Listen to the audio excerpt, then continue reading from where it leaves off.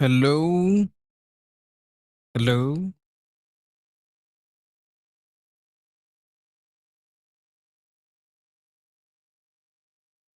hello.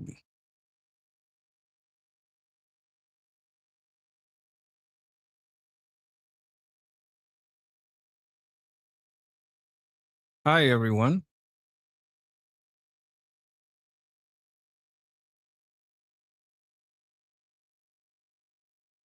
Hello. Can everybody hear me? Is anyone here? Welcome, welcome, welcome, everyone. How have you guys been?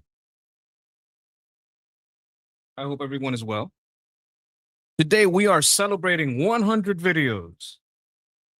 That's 100 videos. I saw that we were at 99 and shit, no shirt. I mean, no pants either, but there's no cameras in here, so you wouldn't be able to see that. Not even like connected to the computer in any way. I mean, I'm a monkey after all.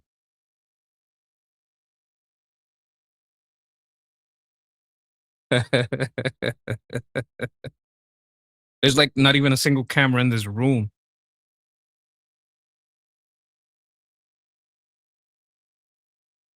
I mean, there's one on my phone, but even my phone, it's in a case that when you close it, the camera can't see anything. I'm a little paranoid. Oh, you meant no shit. Oh, autocomplete. I mean, if you want no shirt, subscribe to my Only Monkeys. I'm an Only Monkey model.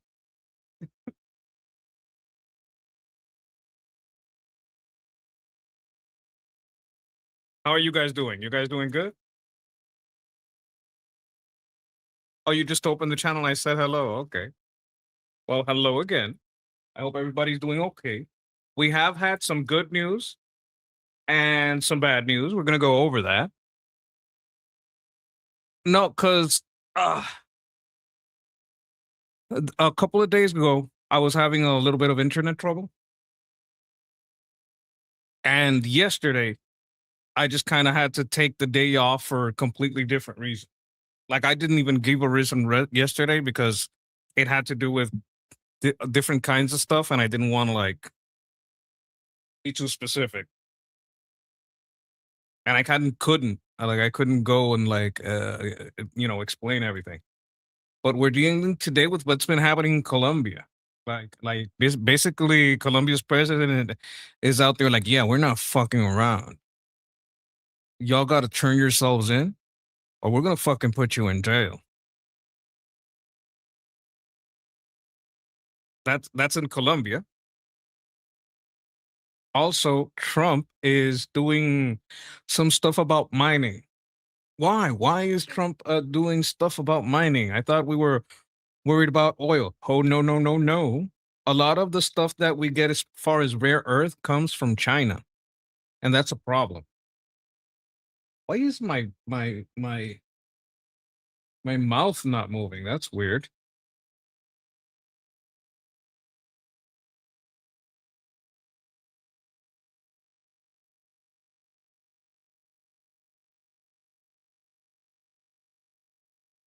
What is going on here?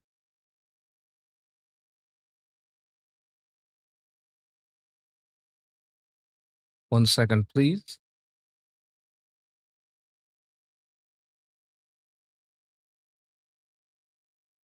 What in the hell?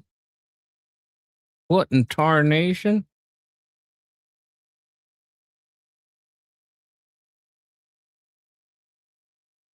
What in tarnation is going on with my monkey cam?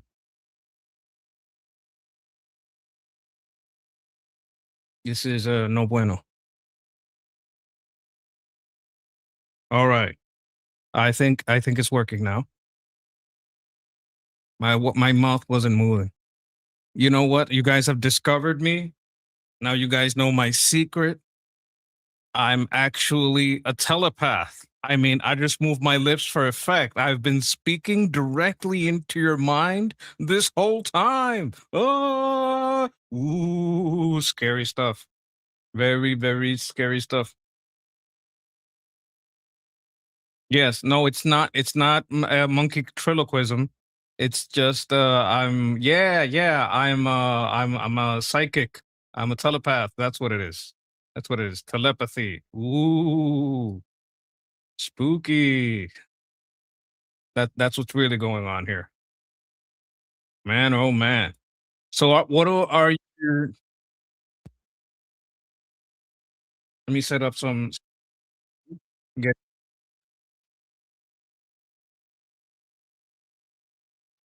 Let's see what we got going on here. And bam, gonna get the Twitters going. The Twitters.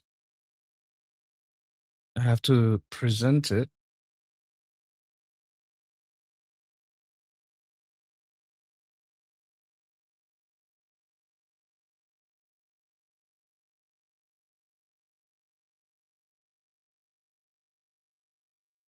All right, here we go. First of all, let me check. All right.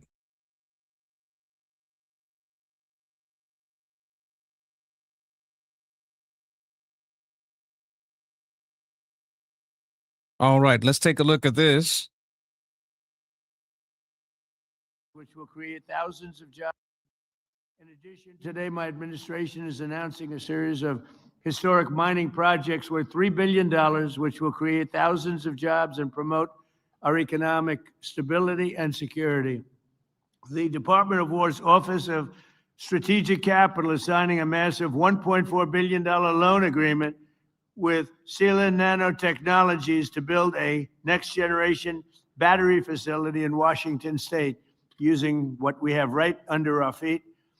The Export Import Bank is working to provide more than $1 billion to finance the Ivanhoe Electric's Santa Cruz Copper Project in Arizona, one of the biggest anywhere in the world. The Exim Bank is launching the Alabama Graphite Project, a $25 million investment, as well as the Fort Cady Integrated Boron Facility in Southern California. Okay, so these are the battery parts. You need this to be the leader in battery production. We were stupidly allowing China to take the lead on this, and we were also allowing China to basically have a stranglehold grip on uh basically anything that had to do with rare earth, because processing rare earth, some of them aren't even that rare. It's just that it's very difficult to process and kind of dirty. So we would let the dirtiness happen in China because they don't care about their population. So they're going to do it as cheaply as possible. And didn't want to like handle it. But the problem with that is that only works if China plays nice. China started fucking wrong Japan and saying, all right, I don't like what you're doing. Right. You're not allowing yourself to be filled with Muslims. And I don't like that Takaishi lady. So what we're going to do is we're going to stop giving you rare earth. And they're like, oh, shit. Now, what Japan started doing is Japan started like, oh, yeah, we're going to find our own rare earth, motherfucker.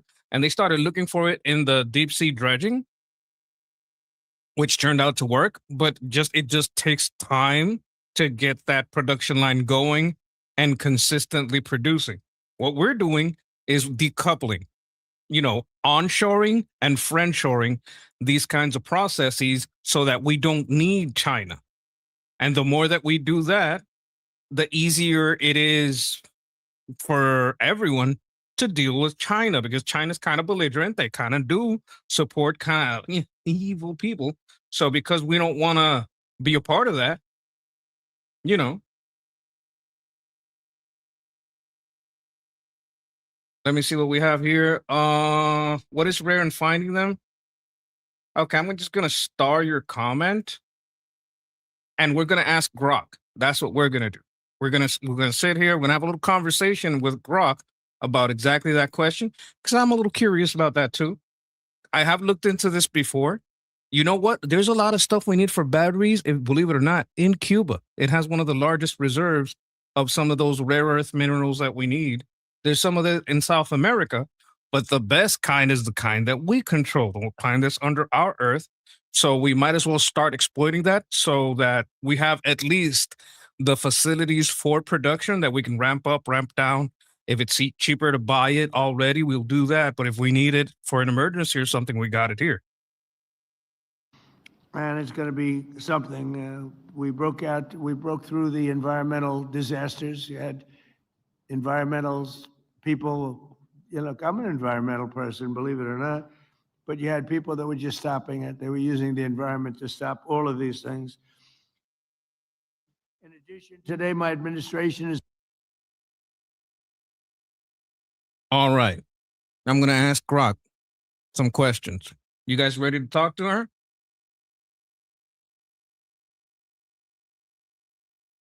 Hey, I got some questions. There was an announcement today by Trump on some mines opening about some very specific materials. Let me know what those materials are useful for, if any of it is rare earth or is specifically good for batteries.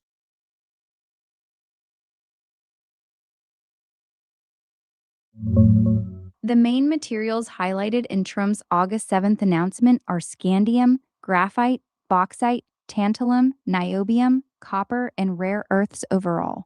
They're pushing hard to cut reliance on China for defense and tech.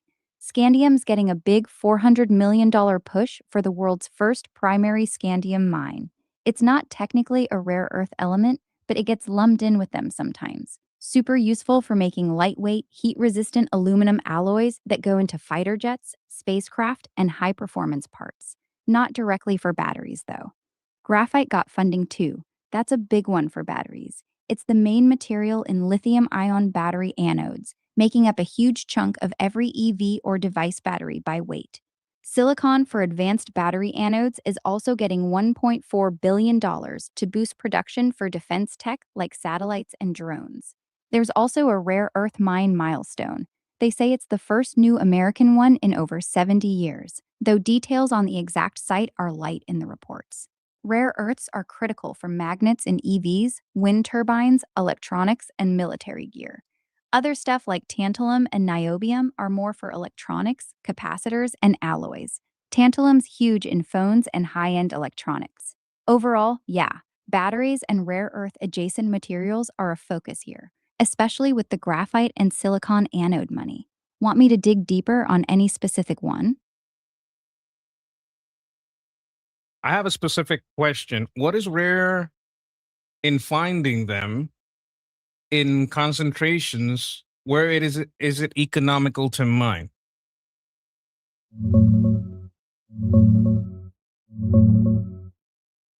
The big challenge with these materials is that they're not super rare in the Earth's crust, but finding them in high enough concentrations to make mining profitable is tough. Scandium is the standout here. It's more common than lead in the crust, but it almost never forms rich, standalone deposits. The new project getting $400 million is in Australia, at Syerston, New South Wales, which has some of the world's highest concentrations, around 400 to 650 parts per million. That's why it's called the first primary scandium mine. Everywhere else, it's just a low-grade byproduct of other mining. Rare earth elements are similar. They're actually pretty abundant, but high-grade deposits are uncommon, and they're often mixed with radioactive stuff like thorium, which jacks up processing costs and environmental headaches. The Madagascar project they're funding has ionic clay deposits at about 868 parts per million, total rare earths. Decent for that type, but still low compared to traditional hard rock mines. Graphite for batteries is the opposite problem. The Alabama Coosa deposit has grades around 3%. That's workable, but lower than the 10% plus you see in top Chinese or African mines, so it costs more to produce here. Basically, the rarity is more about economic concentrations and processing than the elements themselves vanishing. That's why these projects need big government backing to get off the ground. Which one do you want to zoom in on? I want to know what elements for batteries or rare earth are available in Cuba. I heard that they have rare deposits of things important, like maybe for batteries. I don't know. Let me know what they got. and if they got any oil.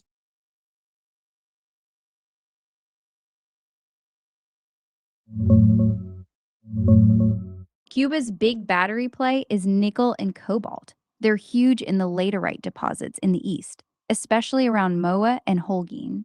These are key for EV battery cathodes, like in NMC or LFP chemistries. Cuba ranks among the top global producers, with reserves around 5.5 million tons of nickel and significant cobalt, one of the largest in the Western Hemisphere. Scandium is also present as a byproduct in those same nickel cobalt ores at around 40 to 100 plus parts per million in the limanitic layers, and it's useful for high-strength aluminum alloys, though not directly a battery material. They've got some underexplored rare earth elements too, things like neodymium, lanthanum, cerium, and praseodymium, mostly associated with the nickel laterites or separate deposits, but nothing at major production scale yet. No significant lithium or graphite that stands out. On oil, Cuba has some domestic production, around 24,000 to 35,000 barrels per day of heavy crude, mostly from the northern belt. That's only about a quarter of what they need, so they rely heavily on imports and are dealing with chronic energy shortages right now. Proven reserves are modest, around 124 million barrels, but there's potential offshore in the Gulf of Mexico that's barely tapped. The nickel cobalt stuff is the real gem for batteries and critical minerals. Want me to go deeper on the nickel operations or how sanctions are affecting any of this? No, no, I'm working on the supposition that America takes control or has a deal with them and they start cooperating with American companies. So within that framework is where we're talking about. Now, when you're talking about offshore, this is within the territorial waterline of Cuba, or is it just offshore in international waters, but the closest place is Cuba? Like I want to know if it's inside the territory of Cuba, this offshore drilling that's a little bit bigger. In that scenario, the real prize is still the nickel and cobalt in eastern Cuba, around Moa in Holguin province. Those are massive laterite deposits. Cuba has some of the world's biggest reserves, with nickel around 5.5 million tons and hundreds of thousands of tons of cobalt, both critical for EV batteries. There's also scandium as a byproduct in the same ores, which fits right into the critical minerals push. For the offshore oil, it's mostly in Cuba's exclusive economic zone, EEZ, in the Gulf of Mexico, not their 12-mile territorial waters. The promising deepwater blocks sit 50 to 100 plus miles north of the Cuban coast, in waters 1,000 to 3,000 meters deep. USGS estimates put the undiscovered potential in the North Cuba area at about 4 billion barrels of oil and over 13 trillion cubic feet of gas. That's the bigger prize they're talking about. A lot of it falls within Cuba's EEZ, so under a cooperation deal, American companies could access those blocks directly. Some areas are near the maritime boundary with the US, and there are even agreements on how to handle any oil reservoirs that cross the line. The nickel cobalt stuff is already producing and ready to scale fast with better tech and investment. The offshore oil would take longer, but could be a game changer for energy. Which part are you thinking about developing first?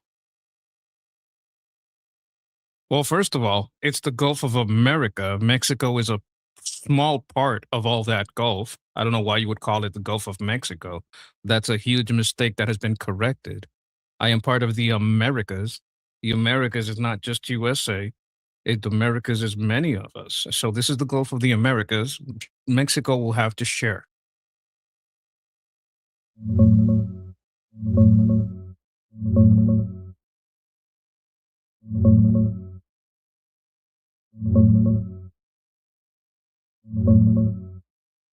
Fair point on the naming. It's officially the Gulf of America now.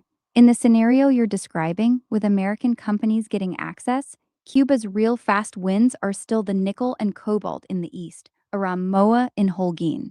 Cuba holds about 500,000 tons of cobalt reserves, one of the biggest in the world outside Africa, and millions of tons of nickel. Both are core ingredients for EV battery cathodes. Those deposits are onshore and ready to scale with better equipment and investment. The offshore oil prospects, the dig potential, sit in Cuba's exclusive economic zone in the Gulf of America, not in their 12-mile territorial waters. The promising deep water areas are typically 50 to 100 plus miles north of the Cuban coast, in waters thousands of meters deep.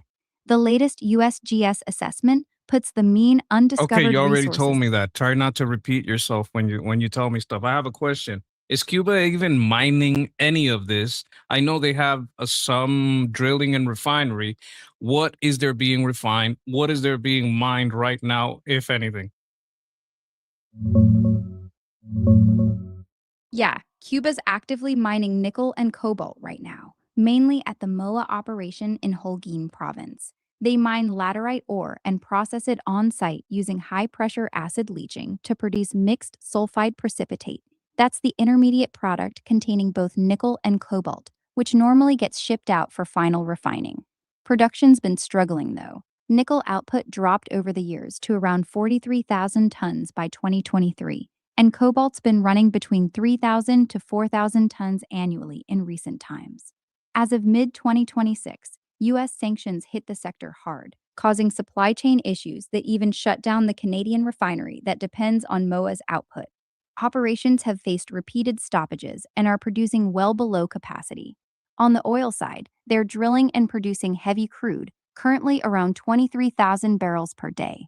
They refine some of it domestically in plants like Cienfuegos, Santiago de Cuba, and smaller ones, turning it into fuel oil, naphtha, and other products, mostly for power plants and local use.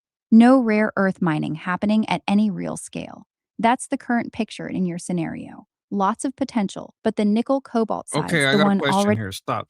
I got a question here. Can these mines be ramped up or is it better to just build a new refinery and build new mines? Also, important question, who is mining this? I don't think it's Cuba. Is it China? Is it Russia? Was it Venezuela? It can't be Venezuela anymore. Who is in charge of this mining? Because I have my doubts that Cuba is doing this alone.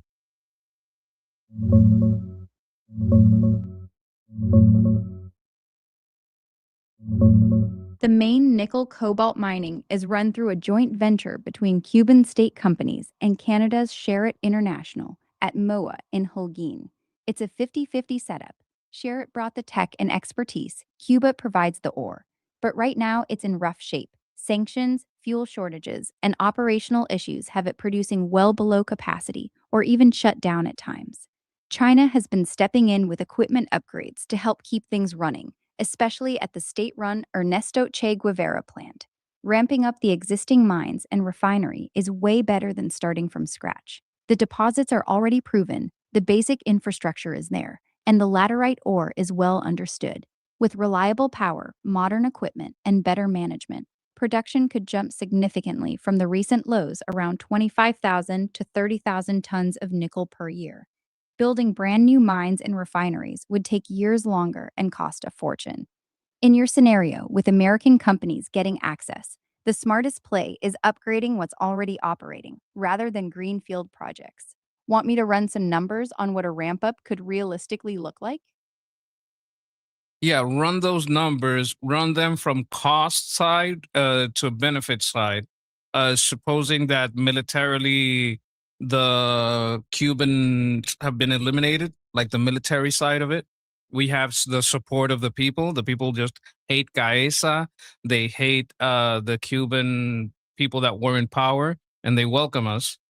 And under that scenario, what's our investment? When do we start seeing a return on investment? And how long does it take to go from being in the red on this to being in the black?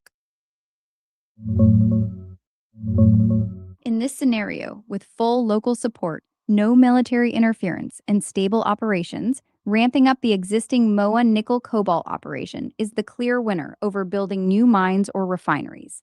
The infrastructure, proven reserves of about 1.1 million tons of nickel and 140,000 tons of cobalt, an HPAL processing plant are already there. You just fix the chronic underfunding, power shortages, and maintenance issues that have kept output stuck around 25,000 tons of nickel per year, instead of its design capacity closer to 35,000, 40,000 tons. Investment side, fixing and optimizing the current setup could cost $300 to $500 million. Think new power generation, modern equipment, tailings upgrades, and process tweaks. That's a fraction of what a brand new mine and refinery would run, which easily hits $2 to $4 billion and takes 4 to 6 years to build. Your big edge here is speed and low capital intensity. Returns. At current prices, around $17,000 per ton for nickel and roughly $55,000 per ton for cobalt. A ramped up operation producing 35,000 to 40,000 tons nickel plus 3,500 to 4,000 tons cobalt annually could generate $800 million to $1 billion plus in yearly revenue. After operating costs, you're looking at strong positive cash flow within 12 to 18 months of stabilizing. Payback and break even. You'd likely move from red to black in 2 to 3 years total, with full ROI on the upgrade investment in 3 to 5 years, depending on how fast you scale and metal prices hold. The cobalt bonus helps a lot right now. New greenfield projects usually take 7 to 10 years to turn profitable. This is rough math based on recent production data and market prices. It assumes you get reliable power and skilled management in place quickly. Want me to adjust these numbers for different price assumptions or dig into the cobalt side more? The military flew in one of their, I think it's a C-17 Galaxy, nuclear power plant, basically, like a modular power plant. It is nuclear.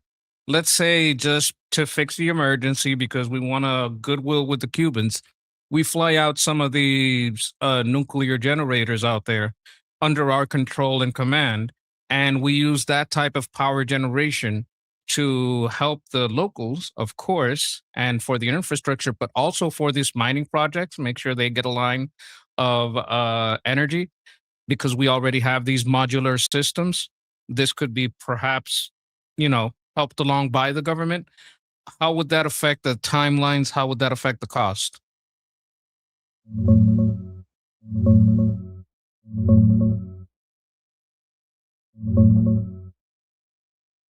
That changes the math a lot. With military C-17s flying in transportable nuclear microreactors, like the 5 megawatt Ward units that just got demonstrated, you solve the biggest bottleneck holding MOA back: unreliable power and fuel shortages. Right now, the mine's stuck at roughly 25,000 tons of nickel a year instead of its 35 to 40,000 ton potential, mainly because of energy problems. Dedicated, always on nuclear power would let you run the HPAL plant at full capacity almost immediately. No more blackouts or diesel rationing. On cost, those modular nuclear units are military government assets, so you're not paying full commercial SMR prices. Your earlier $300 to $500 million upgrade budget stays mostly intact, maybe even drops a bit since stable power cuts some operational headaches and downtime costs. The nuclear itself becomes a shared national infrastructure play for goodwill, not a pure mining expense. Timelines improve dramatically. Instead of 12 to 18 months to stabilize and 2 to 3 years to positive cash flow, you'd likely see full production within 6 to 9 months of getting the reactors online and the plant tuned up. You'd move from red to black in roughly 18 months total, with ROI on the upgrades in 2 to 3 years instead of 3 to 5. The goodwill factor helps too. Locals get reliable electricity, which builds massive support. Want me to sketch what production and revenue could look like once you're running flat out with this setup? I want to know how many of those types of reactors it would take. Can I hook them up to the existing grid? Can I hire locals? Can I, like, if I take from the local population and I start hiring and paying these peoples in American dollars for American minimum wage or above, what would be standard hazard pay for this kind of work? If I'm including the training, right? I know there's cost in training, but if I start helping the locals that way, is how do you see the production going, the good faith of the people? What how does that pan out if I don't have to fly everybody in? Like, some of this is hard work, but it's kind of simple. It's dangerous work, but as long as you give the same protection that you would any American worker on this, it should be okay. So what if you take these the men in this place and have them work with that? Have some of the women deal with the logistics, and just start giving everyone jobs, but pay them through American companies so they start making American wages. How does that affect the scenario? Because basically, it would be the same cost because it's what we would pay anyone to do it if we flew them in. Actually, it might be cheaper because we don't really have to create houses for them. Even though we might make some barracks or some houses that are nicer than the one that they have in the island, I want you to take all that in and give me like a ballpark on how that would affect how production times.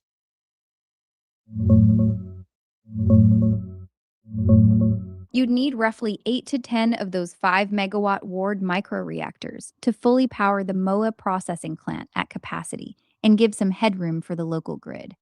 They can be hooked into the existing grid. That's exactly how these modular systems are designed to work. Hiring and training locals is a massive win in this scenario. Cuba's current wages are basically nothing. People are making the equivalent of 10 or 15 bucks a month right now. Paying them American mining wages, even at the lower end of US standards with hazard pay added, would feel like winning the lottery to them. Standard hazard premiums in mining run about $2 to $5 extra per hour, depending on the role, plus overtime rules. Production timeline shrinks hard, with reliable nuclear power eliminating the energy bottleneck and a motivated local workforce that already knows the site. You could hit full design capacity, around 35,000 to 40,000 tons of nickel per year, within 4 to 6 months instead of 12 to 18. You'd likely break even in about a year and see full return on your upgrade investment in roughly 18 to 24 months. The goodwill effect is huge, giving locals real American dollar jobs, proper safety gear, and training creates instant loyalty and stability. No need to fly in big expatriate teams means lower housing and logistics costs. This local hiring approach probably cuts your overall labor expense by 30 to 40% compared to importing workers while making the whole operation way more sustainable politically. Want me to ballpark the actual wage numbers or run a quick cost comparison? I want you to also add OSHA cost and MISHA cost, or is that already in your cost in your calculation? The OSHA and the MSHA. I know there's some cost in that type of operation. I'm guessing you're already putting this into the cost, but that's one question I have. My second question is you're talking about 8 generators for one plant with overhead for the locals. How many locals? Are you talking about the whole island? Because we'd also have to operate refineries. I'm talking about power for all the projects on the island. Is it even feasible with these types of modular reactors? Do we have enough of these modular reactors to pull this off? Might that be a temporary measure while we get better functioning the local power plants fixing their grid? Like there's some details that need to be worked out here. Help me work them out. OSHA and MSHA costs weren't baked into my earlier numbers. Those are real ongoing expenses. Safety training, PPE, exposure monitoring, medical surveillance, dust silica controls, and record keeping. For a nickel laterite operation like MOA, you're looking at roughly $1 to $2 million per year in compliance costs once running at full scale. It's not a deal breaker, but it adds to your annual operating expenses. For power, the MOA nickel cobalt plant itself doesn't need 8 to 10 reactors. It draws maybe 40 to 60 megawatts total when running flat out. So you'd need roughly 12 to 15 of the 5 megawatt Ward type units dedicated just to the mine and processing plant. Cuba's whole national grid is in rough shape right now. They're seeing deficits over 2,000 megawatts some nights, with demand peaking around 3,300 megawatts. Powering the entire island with these small modular reactors isn't feasible in the short term. You'd be looking at hundreds of units. These microreactors are perfect as a quick, reliable bridge for critical sites like MOA and maybe a couple other key industrial spots while you repair and upgrade the existing thermal plants and grid. Hiring and training locals stays a huge positive here. It builds massive goodwill fast. Want me to adjust the overall investment and payback timeline with these MSHA OSHA costs and more realistic reactor numbers factored in? No, I need a better distribution. It can't just be giving power only to the rich and the power plants. That's the same problem they had before. We would become the new guys, we would become the new tyrants. The problem is, I want to give power to the places that never had power or never had stable power. and also cover like maybe not the whole island, but like have a balance in that. I can't power everything, but some large population centers that were ignored, I want to make sure I get that. And I want to make sure I get some power to what is basically the most essential for basic operations, which would be the capital. It would be these places where we're mining.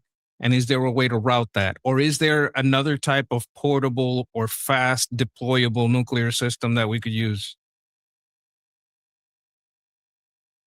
You're right. Giving power only to mines and big industry would look exactly like the old system and kill the goodwill you're building. The smart way is a balanced, visible distribution that shows you're helping everyday Cubans first. Here's a practical setup. Priority 1, mining and processing at Moa Holguin. This stays critical for revenue. You dedicate about 12 to 15 of the 5 megawatt ward type units here to run the plant at full capacity and give stable power to the surrounding communities. Priority 2, Havana. The capital needs to feel the change fast. It's the biggest population center.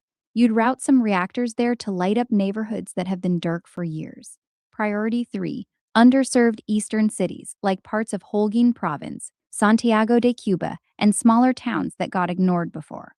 Real talk on feasibility. Cuba's running a massive deficit right now. They're short over 2,000 megawatts some nights, with peak demand Wait, around stop all 3. this, stop all this. Is all this just because of fuel or because it's a crappy infrastructure? If I just say, okay, I'm just going to pay for the fuel for the island, is that even cheaper than the nuclear mini reactors?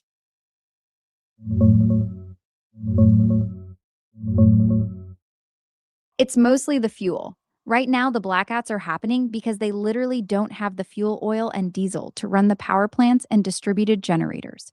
Over 1,400 megawatts of capacity is sitting idle just from lack of fuel. The infrastructure is also old and broken, but the immediate crisis is fuel. Paying for the fuel is way cheaper than deploying enough modular nuclear reactors to replace it. Cuba's Okay, power demand scrap the runs. nuclear, scrap it, scrap all of that. We're going through just the fuel and fixing. If we forget completely about nuclear and we're just focusing on chat, we're working out how to help Cuba, how this would go. If we're trying to save as many Cubans as possible, give them as many chat. I'm talking to my chat. Excuse me, chat GPT. I mean Grok. I'm sorry. I'm sorry. I didn't mean to miss AI gender you. I'm talking to my chat, but I hope you can understand that. Okay, now back to you, Grok. Now let's scrap all the nuclear stuff. That seems like it's unnecessary. I thought their system was broken. I didn't know it was just a fuel. Let's say we provide the fuel, and any extra money would go into making the grid more stable, right? Making the grid more solid, and we're just funding it. We're just, let's say America says we're going to draw a little bit from our strategic reserve, or we're going to draw a little bit from the same companies that are providing, the same companies could do it. Like if the company that is taking the oil, the mining out, and the company that's doing refueling would just pay for the oil for the island, and they all just share, like every company is going to take part into paying for the electric grid. Like it's just like we're all going to put into this. The whatever company goes into mining, whatever company who joins Canada or whatever, if Canada's going to help, I don't even trust Canada, but whatever. Like if all these companies got together, it's like, look, we're going to take care of the or fueling the power on the island. We're going to subsidize that, right? We're not even like, how does the powers uh calculation change? Providing fuel changes everything for the better and way cheaper than nuclear. The crisis right now is mostly fuel. Over 1,400 megawatts of generators and engines are sitting idle just because there's no diesel or fuel oil. Peak demand is around 3,200 to 3,300 megawatts, and they're only generating about 1,000 megawatts on bad nights. Cost wise, fueling the whole island to cut blackouts dramatically would run roughly $400 to $600 million a year at current heavy fuel oil prices. That's real money, but it's spread across multiple mining and industrial companies operating on the island. Nickel players, anyone doing infrastructure, even tourism related stuff. Each company chips in a share based on their operations. It's doable and still way cheaper than buying, shipping, and installing dozens of microreactors. On your nickel project, with steady fuel, MOA can run at full capacity much faster. Your earlier 12 to 18 month stabilization timeline shrinks to 6 to 9 months. You'd hit positive cash flow in about a year instead of 18 months. And ROI comes quicker because the plant isn't constantly shutting down. The goodwill part gets even stronger. People see lights on in their homes and neighborhoods, not just at the mine. You avoid looking like you're only helping industry. Fixing the grid with some of that extra money on top makes it sustainable long term. This is a much cleaner, simpler path. Want me to break down the yearly fuel cost split between the mining companies versus the rest of the island? Yes, although take into account that some of those companies would be basically making the fuel, so they're be kind of paying themselves. They just discount it from their discount that oil instead of selling it in the open market. Some of the oil you're just going to give them the oil, or you get the other companies to you just discount it from yourself and get the other companies to pay you, and you're basically producing it locally if you ramp up production, or at least have some of your end. If I'm the oil guy and hey, we need oil for these power plants. Okay, well, instead of giving you cash, I'm just going to give you fuel. That becomes my part. Is that cheaper than buying it from the market and then selling it to the same island I'm on? Is that even possible?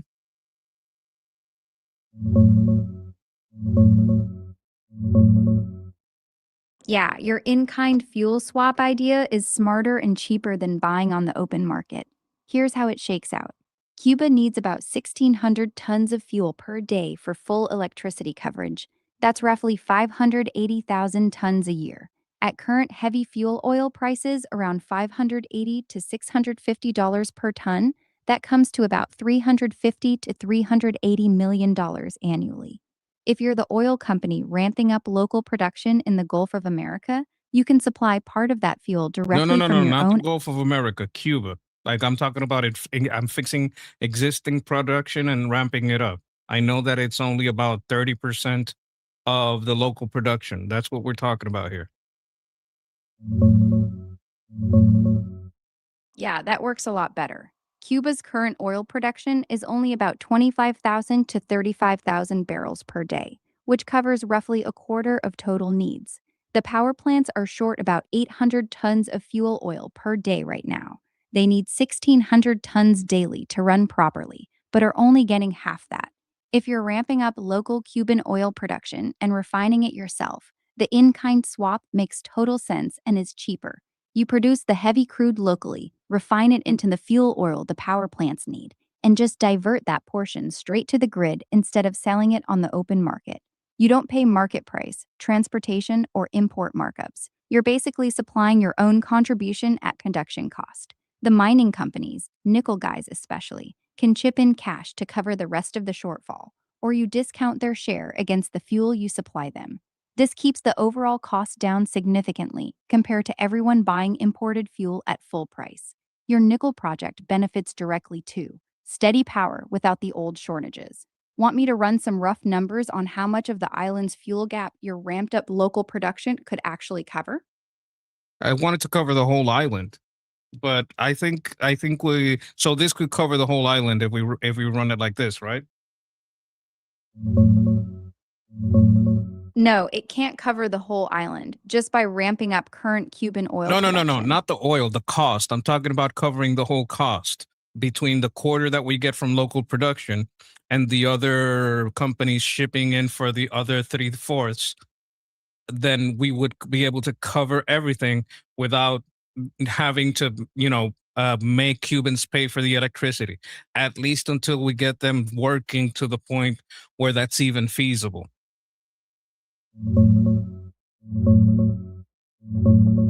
Yes, that can cover the full cost of fueling the island's power plants. Cuba needs about 1,600 tons of fuel oil per day to run the system properly and All eliminate right, calm most down. Now blackouts. tell me the timeline, ROI, and start giving me short answers. You're talking too much. Timeline. With reliable fuel from day one, MOA nickel plant hits full production in 4 to 6 months. ROI. Your upgrade investment pays back in about 2 years. The whole operation turns cash flow positive in roughly 12 months. Local oil covers about 25% of the island's fuel need at production cost. The other companies cover the remaining 75% by chipping in, either cash or discounted product. Total annual fuel bill for the island runs around $350 to $400 million, split across all the players. It's sustainable and keeps electricity free for Cubans in the early years. Want me to tighten any of these numbers? I want to know what's you're going to do with the rest of the oil products, because if you're converting heavy crude to fuel, that means you get a whole bunch of other products that come from heavy fuel. Like, list me the other products and what profit can be gained from that. Main other products from refining Cuban heavy crude are naphtha, used for oil well operations and solvents. High local value, saves on imports. Diesel, often needs blending to meet standards, then sold for transport or generators. Asphalt, big one for road building and construction.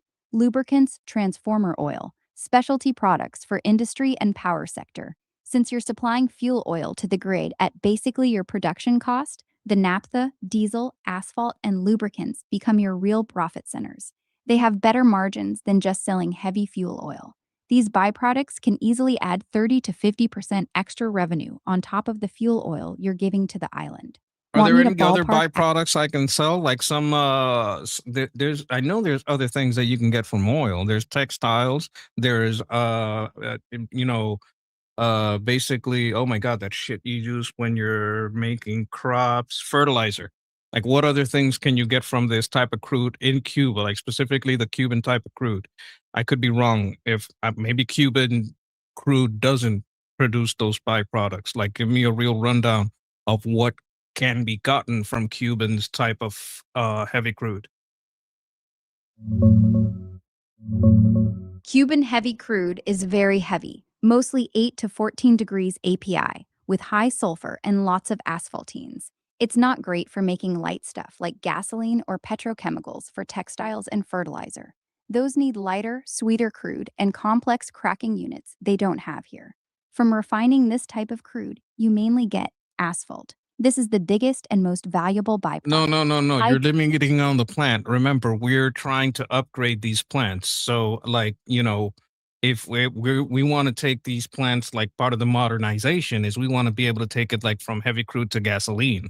Like, we want to be able to do the full spectrum. Like, that's part of the upgrade process. That's part of the calculation here, making it a one-stop shop for different types of things.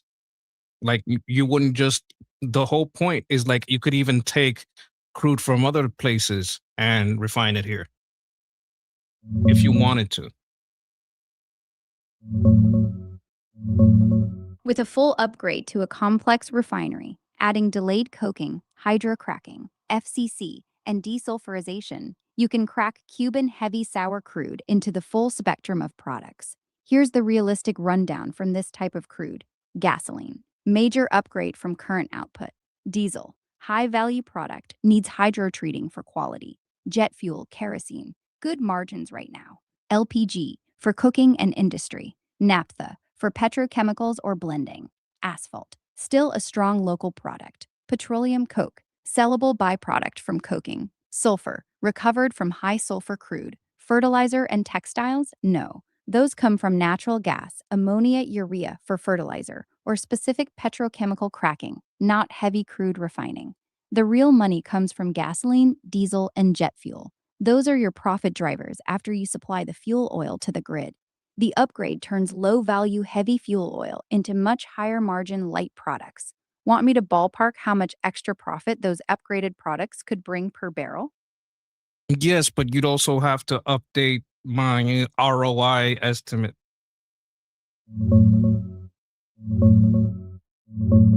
Updated with the refinery upgrade. Timeline to full nickel production. Still 4 to 6 months. The fuel supply stabilizes power immediately. Investment. Your original $300 to $500 million for the mine, plus another $800 million to $1.2 billion for upgrading one of the existing refineries to complex configuration, cracking units, hydrotreating, etc.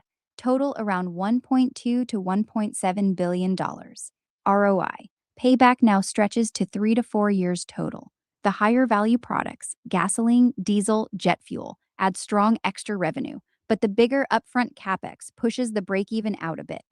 Byproducts and profit boost. From a modernized refinery running Cuban heavy crude, your main profitable streams beyond the fuel oil you supply to the grid are gasoline, diesel, jet fuel, LPG, naphtha, asphalt, and petroleum coke. These light and middle distillates carry much better margins than straight fuel oil. The upgraded refinery turns your low-value heavy crude into higher-margin products, which helps offset the refinery investment. Want me to zoom in on any specific product's margin?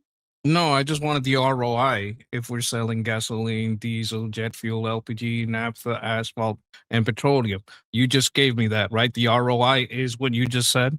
Like, don't repeat the whole line. I don't want a long answer. ROI is now about 3 to 4 years. The refinery upgrade pushes total investment to roughly $1.2 to $1.7 billion. But selling gasoline, diesel, jet fuel, LPG, naphtha, asphalt, and petroleum coke at higher margins makes up for it. Nickel and cobalt from MOA still drive the core returns, while the upgraded refinery adds strong byproduct profits. Is this too long in what is expected by these companies, or is this a standard ROI estimate? Is this even like a short estimate? Do they usually look at these types of investment in terms of 10 years instead of 3 or 4? I saw some of you guys saying that in the chat. Like, what's the standard? Like, I'm kind of watching the chat, but like, I have to enlarge this. My eyes are not what they used to be. I want to make sure I see what you guys are saying. But I'm looking over to what you guys are saying. 3 to 4 years is actually pretty solid, better than average. For nickel mining projects, payback periods commonly range from 3.5 to 5 years. Some hit around 4 years, others stretch to 5 to 7 years, depending on the project. Your estimate sits right in the sweet spot for a brownfield upgrade like MOA. Refinery upgrades usually aim for shorter paybacks than greenfield builds, often 3 years for meaningful revamps, while new refineries can take 7 to 10 plus years or more to recover costs. Overall, this is an attractive, short payback for these types of investments. Companies like numbers in this range, especially with the nickel, cobalt, and fuel byproduct revenue stacked together. It's not unusually long at all. Want me to compare it to a specific benchmark? No, we're closed on this topic. I'm gonna move on. All right, guys. We did a deep dive. We basically did like a 1 hour deep dive into Cuba, into what it looks like from the profit standpoint, what it looks like from the power standpoint, how we can help. Oh my God, Asmongold is gonna be so upset about this picture. Jesus Christ. Okay, never mind. That got me distracted for a second. But we basically did kind of a deep dive. I think it was good. I think we did good in looking into these things. Yes, so bucks. So $5 a day would be like winning the lottery, but we don't pay them. This is why we don't like illegal immigration, because we don't want to pay them $5 an hour. To pay them our minimum. Not that I love minimum wage laws, but I don't like having a subclass that has to work for less. Right? Like, okay, maybe there is some wiggle room if we're working in Cuba because they're not a U.S. territory, and I don't know what is the standard for when our companies are working in Venezuela. What do we pay Venezuelans? Probably double what they make anywhere, but that might be $10 an hour. You understand what I'm saying? I don't want to pay them a crazy amount if I don't have to. I want to make sure they're better paid than everyone else around.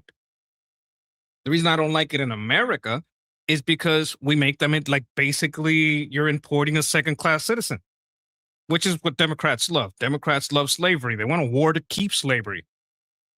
Then Democrats created segregation. Then Democrats created the Ku Klux Klan. Then Democrats created, they brought Margaret Sanger out and started fucking sterilizing us by force, which they did until 1977. Right? They love having a lower class of citizen that they can take advantage of and say you're helping them. Oh no, we're just helping these Africans that we bought on the Ivory Coast. You should see how the Dahomey woman king tribes treat them. Yeah, just because they treat them like shit doesn't mean that us treating them like second class citizens is a good thing. Yeah, eugenics people, that's scientific, enlightened racism.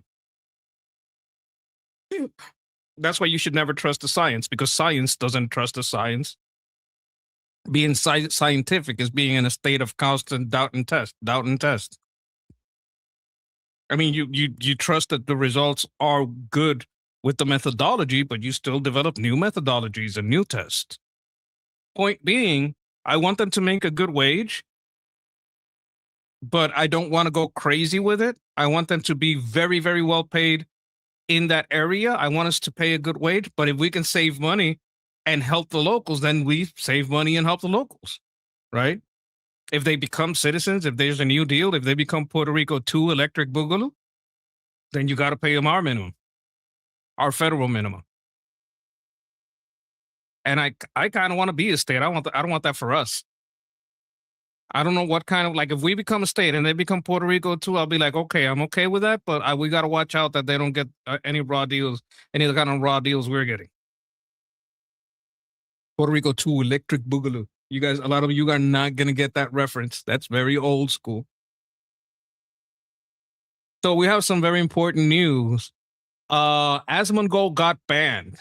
And the saddest part about that ban is this picture right here. He would hate this picture so much. Look at him. He looks so bald. And he hates he is bald, but he hates the idea of it. Elon Musk's ribs twitch for suspending popular streamer Asmongold over his position on third world invasion by barbarians and Islamists, despite platform allowing Hassan Piker, who calls for violence and wants to destroy the West. It's not just that. Hassan Piker basically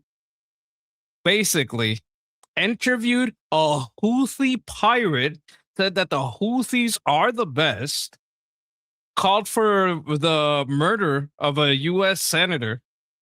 I think it's a senator or a congressman. Who is Rick Scott? Is Rick Scott a senator or a congressman? I'm pretty sure he's from Florida, but I'm not sure if he's Senate or Congress. Oh my God. Oh my God. Someone. Oh, whoa. What's going on here? Someone is speaking out some straight facts here. Wait a minute. I have to highlight this. PR is so corrupt. Oh, brother, you're telling me I have to live in this shit. It is so fucking corrupt. Oh my God. It is crazy corrupt. Senator? Oh, he's a senator from Florida. Okay, so he called for the murder of Rick Scott. Has a picture of 9/11 on his wall. Shocked his dog, which is like one of the worst things and what he's most what he's most known for. It's like that's like a physical hurt. Also abused the dog before that. I think he had a pit bull. Like he's just scum, and they let him continue to be on the platform. So there's a lot of people pretty upset about this.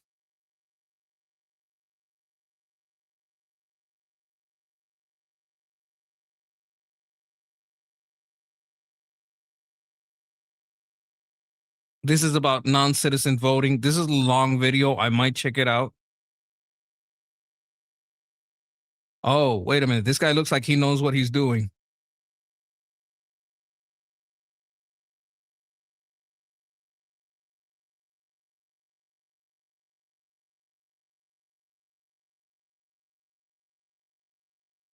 This guy's smiling, but he got the shit, man.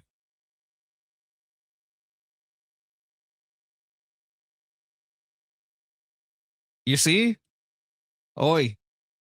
The Goyim think they know what they're doing, but oy vey. Huh? Mr.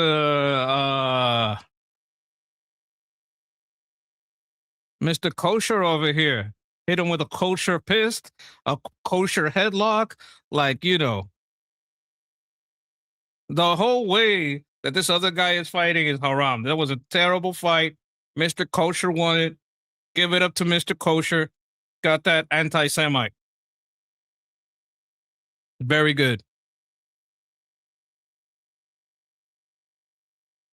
The American told the visibly Jewish Israeli baby killer Hitler was right. Too bad Hitler didn't finish the job. I don't know. This may become the new N-word. This is our governor. Don't talk to me about what she looks like. I don't want to. You know what? We're moving on. Then White just said UK didn't allow ring girls unless they included ring boys too. Oh, fuck no. What are you doing? Women don't watch this. Women, oh my God. It's like, can you imagine? I make, let me try to give an example. I make, and this is going to sound sexist. It's going to sound sexist, but I don't care. If you made a bunch of hot, busty, sexy models in bikini, sell soap for your dishwasher, it's not going to fucking sell. Women don't care about that shit. That's like 1% maybe of the population. That's not your selling point. That's not going to make them remember you at the checkout lane or at the supermarket. They're going to think, "Oh, that's that sexist brand." And they're going to move right on. You got to know who you're selling to. Ring boys? People are going to look for something else to watch. Then, you know what? I'll check the scores later. You got to know who you're selling to. This is the problem. These people that want to drive their markets and push their ideas don't understand that people have their own desires. They're fucking commies. They don't understand. I've explained this before. I'll explain it again. I'm going to talk to you about economics and oppression, right? So in the economic sense, J.K. Rowling hires this publisher, makes this book. Hey, you and me, we're going to have this relationship. We make this book together. If I do good and it's a good book, we're all going to profit, right? You make the book, we sell the book, we get a profit, right? Okay, make the book. Everyone got paid for their hours. They agreed to their jobs. They agreed, yes, I will work for this much an hour. That's all done. The book is made. All right. I want the book more than I want the $30 or the $20 if it's I don't know how much a hardback or a paperback costs these days, but I want the book more than I want the money, right? So I give her, basically the retail store, the money, and they give me the book because I want the book more than the money and they want the money more than the book. By regular standards, this is a win-win situation. You got something you wanted, I got something I wanted. Under the communist oppressor bullshit, oh, J.K. Rowling just oppressed me by $30 because her economy went up by $30 and I am $30 down, so I've just been oppressed. It's like communism doesn't understand desire. They forget that we're human. And they want to even everything out, which makes no sense.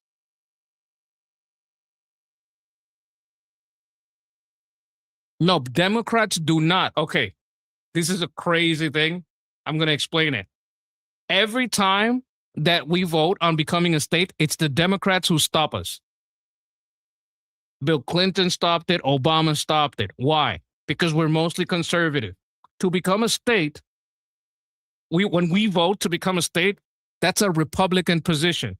You have to be a Puerto Rican Republican on the island to vote to become a state. So every single time Puerto Rico votes to become a state, they are proving that they are a majority Republican. We have a plebiscito, a plebiscite. I don't know if that's the same word you guys use in English, but in the plebiscito, what we do is we put the option out to public. Hey, let's vote. Do we want to become a state? Yes. Every time that's a yes, that means Republicans on the island won and Republicans are the majority. Like I was a member of the Republican Party in Puerto Rico. It has a different name. Instead of GOP, it's PNP. But, you know, that's just a translation. Well, it's not a direct translation because GOP means the grand old party that stopped slavery. But because every time the position to become a state comes up, it proves that the majority of Puerto Ricans are Republicans. They say, no, you can't have statehood. You know who thinks, oh, we should make Puerto Rico a state? On the Democrat side, Democrats who don't know anything about Puerto Rico and think that New Yorkers represent Puerto Ricans. They think that AOC, Puerto Rico must be AOC. That's not even close to true. In fact, the faction of Puerto Rico that doesn't want to become a state is split in half. So you're looking at 60 or more percent, like let's put it at 60% of the island is Republican. The other 40% is split between people who are socialist and people who say, fuck no, I don't want to be a socialist. I just like the relationship now. I want to be I want to be a US citizen. I want the US dollar. I want the US Constitution. But I don't want to be a state. I want to have my own Olympic team, and I want to have like there's a little amenities and statuses that we have around the world because we're kind of there's also a lot of banking things that are kind of wonky because of the system. Like it's a little bit of a loophole, and I think that goes into it.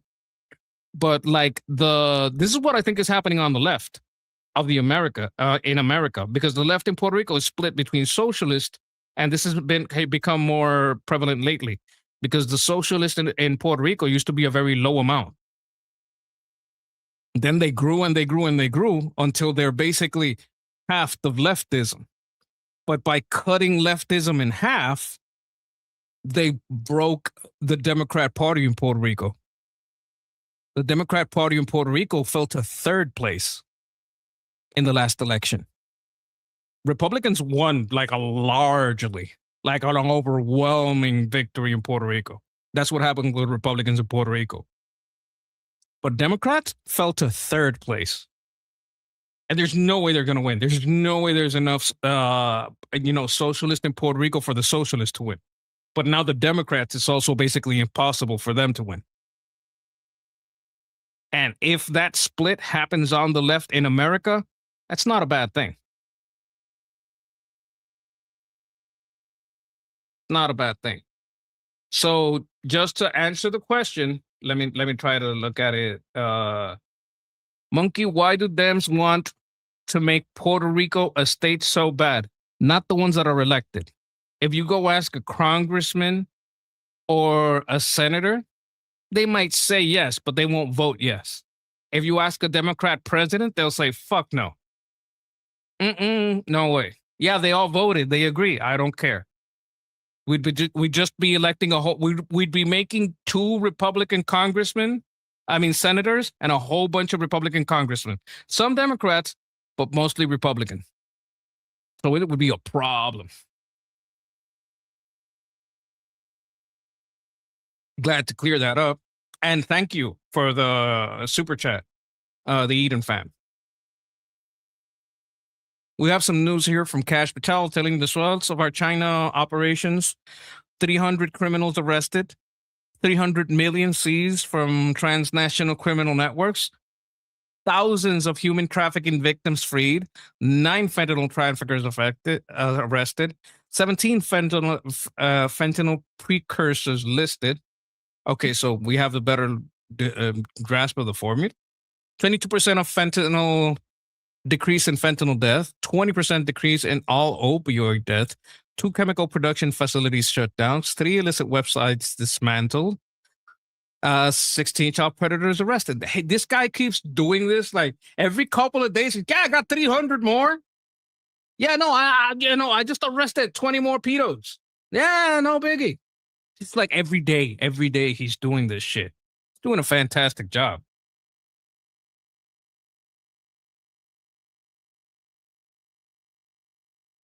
Oh, I am a lifelong. This is Ron DeSantis trolling. I am a lifelong Republican. The people in this photo are Democrats. This is accurate. This is Democrats. This is what Democrats are. People let them forget it. I don't think we should let them forget it because they haven't changed. They still want lower class citizens, which they can pay less and that have less rights.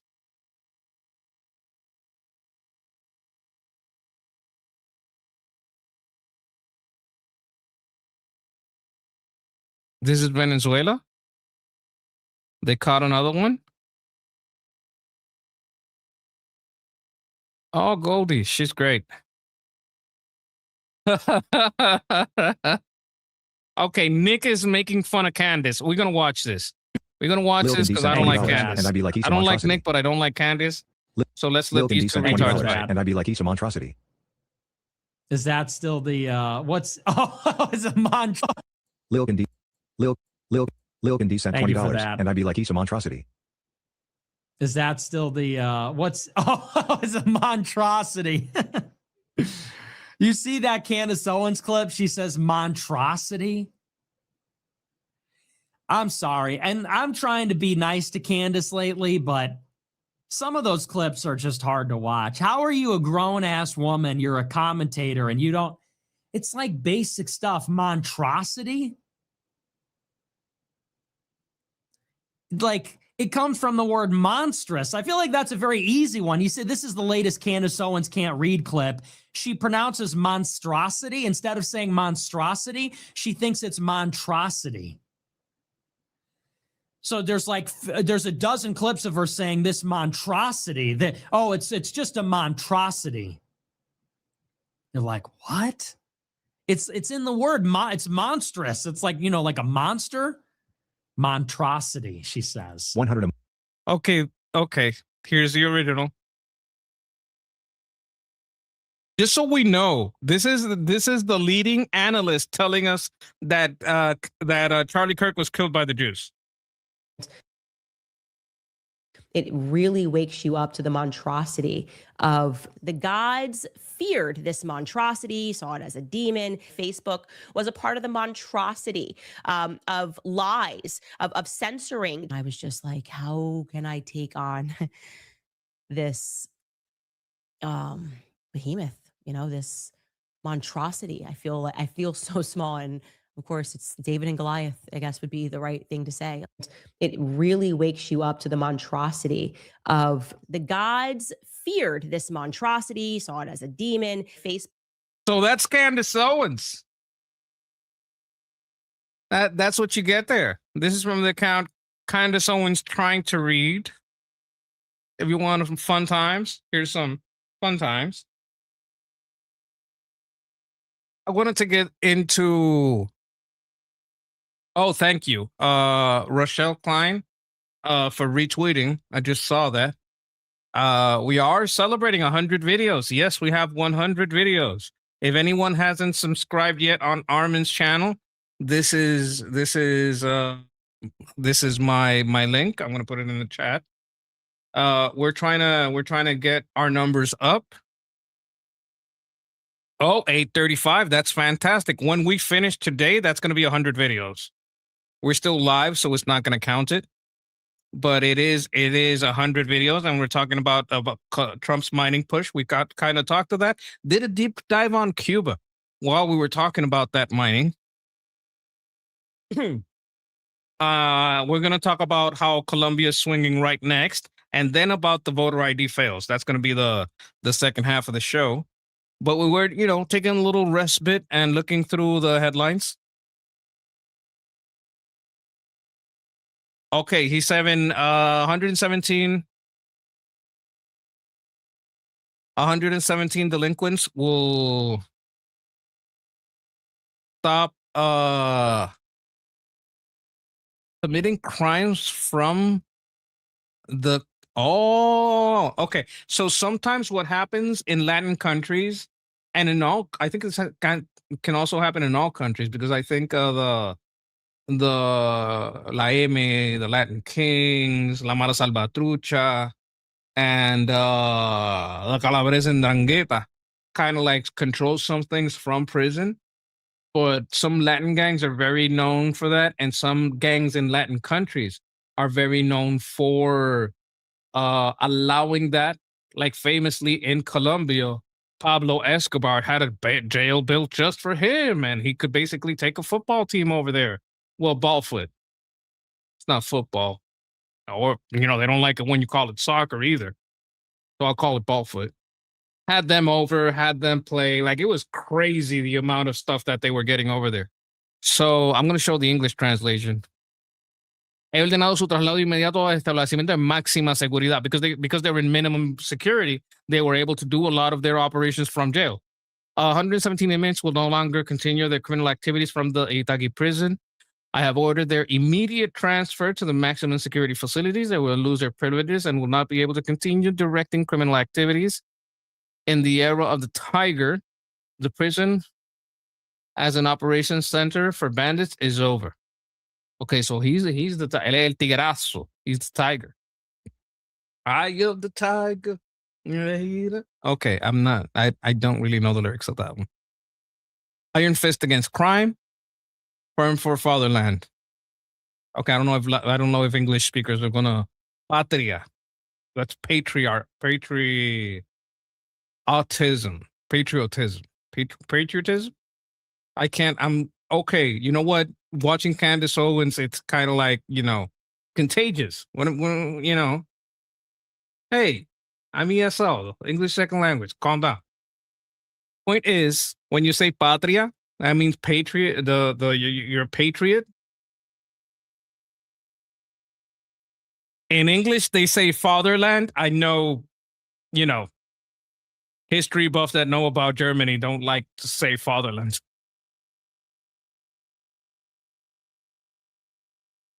The state media video of Khomeini backfires, heightening health rumors. Iranian state media outlets released video. First image of the leader showing supreme leader addressing students following reports of his critical hospitalization. However, Iranian social media users quickly exposed that the footage is old material from his pat lectures at Qom. So this is an old video. But nobody knows where he is. There's rumors that he might be dead, but that's just rumors. And yeah. We have an update here on U.S. top general in Europe. Charles Contessa has been removed from command months before his time on the job would have been up. Yeah. Like we're stepping away from Europe. We don't need that many generals there. This is a 9-year-old girl My father made up and sold by her family in Afghanistan because Islam. Yeah, I don't know if this is true or not. That could be a rumor. This network, I don't hate it, but I can't fully confirm whatever they say. Oh, here we go. This is important. Princess of Pahlavi, in a meeting with a group of patriotic Iranian doctors, emphasized the necessity of national solidarity and forward thinking, stating that the criterion for judging individuals is not their past political history, but their role they play today for the freedom and future of Iran. That's important. Give people a path forward. Like if you weren't shooting people in the streets, maybe get a path forward. If you weren't torturing people, right? Maybe give those people a path forward because then you get the majority people on your side. Princess Pahlavi once again recalled the 4 foundational principles of national convergence: the territorial integrity of Iran, very important. The separation of religion from government, yes. Equality of all systems before the law, very important. And individual freedoms, yes. And the determination of the country's future system through democratic process, yes, at the ballot box. He stressed that these principles provide the appropriate foundation for the cooperation of all Iran lovers in the path transition to democracy and the reconstruction.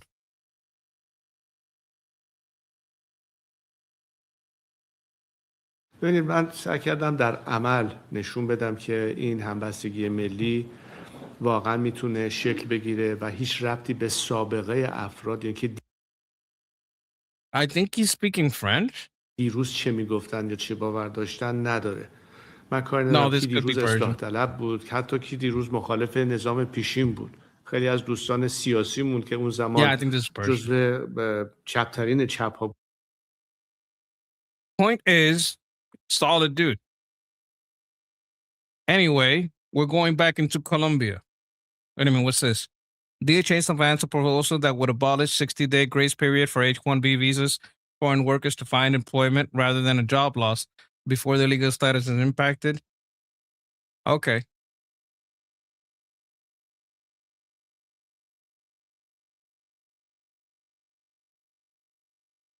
Yeah, yeah.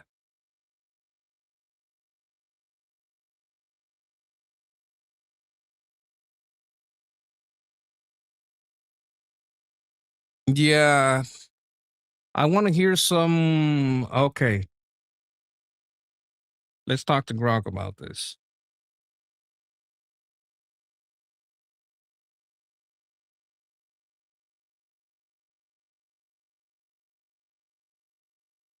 Okay, I want to ask you a little bit about Colombia. I want to talk about Colombia's problems with crimes, the new Colombian president's ties to America, and efforts to connect with America, especially with the Department of State and, maybe all of the apparatus. But I think it would be easier with Marco Rubio. Colombia's crime problems are pretty rough right now.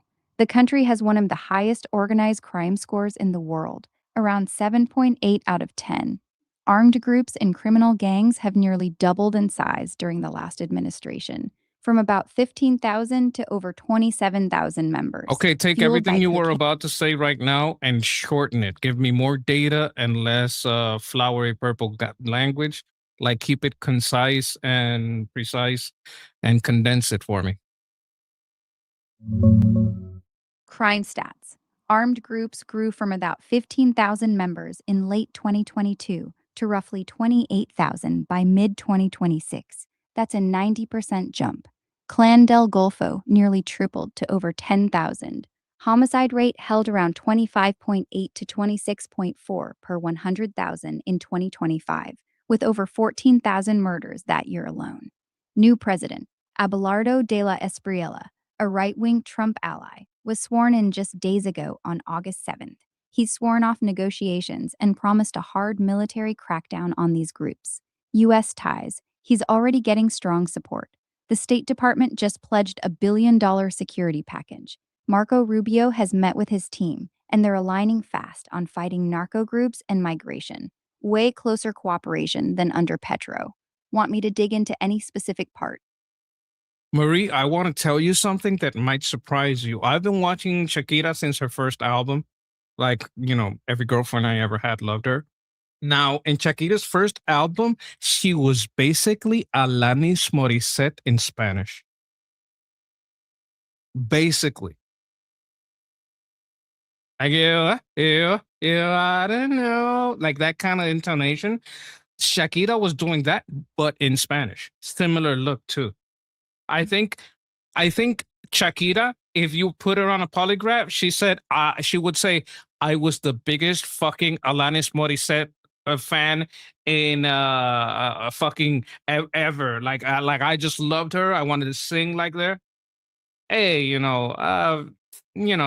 physicists might be right here, but she was such like it was like a clone.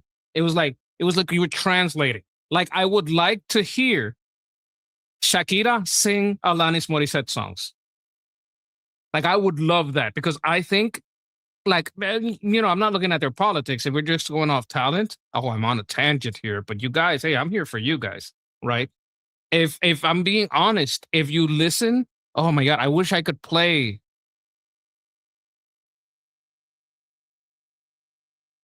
Oh my god, if I do it, no, I can't do it here. You know what I'll do?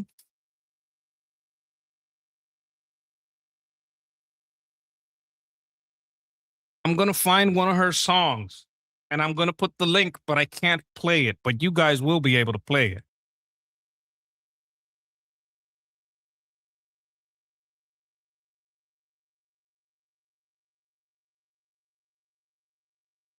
This is what she looked like back then. We're talking 14 years ago. All right.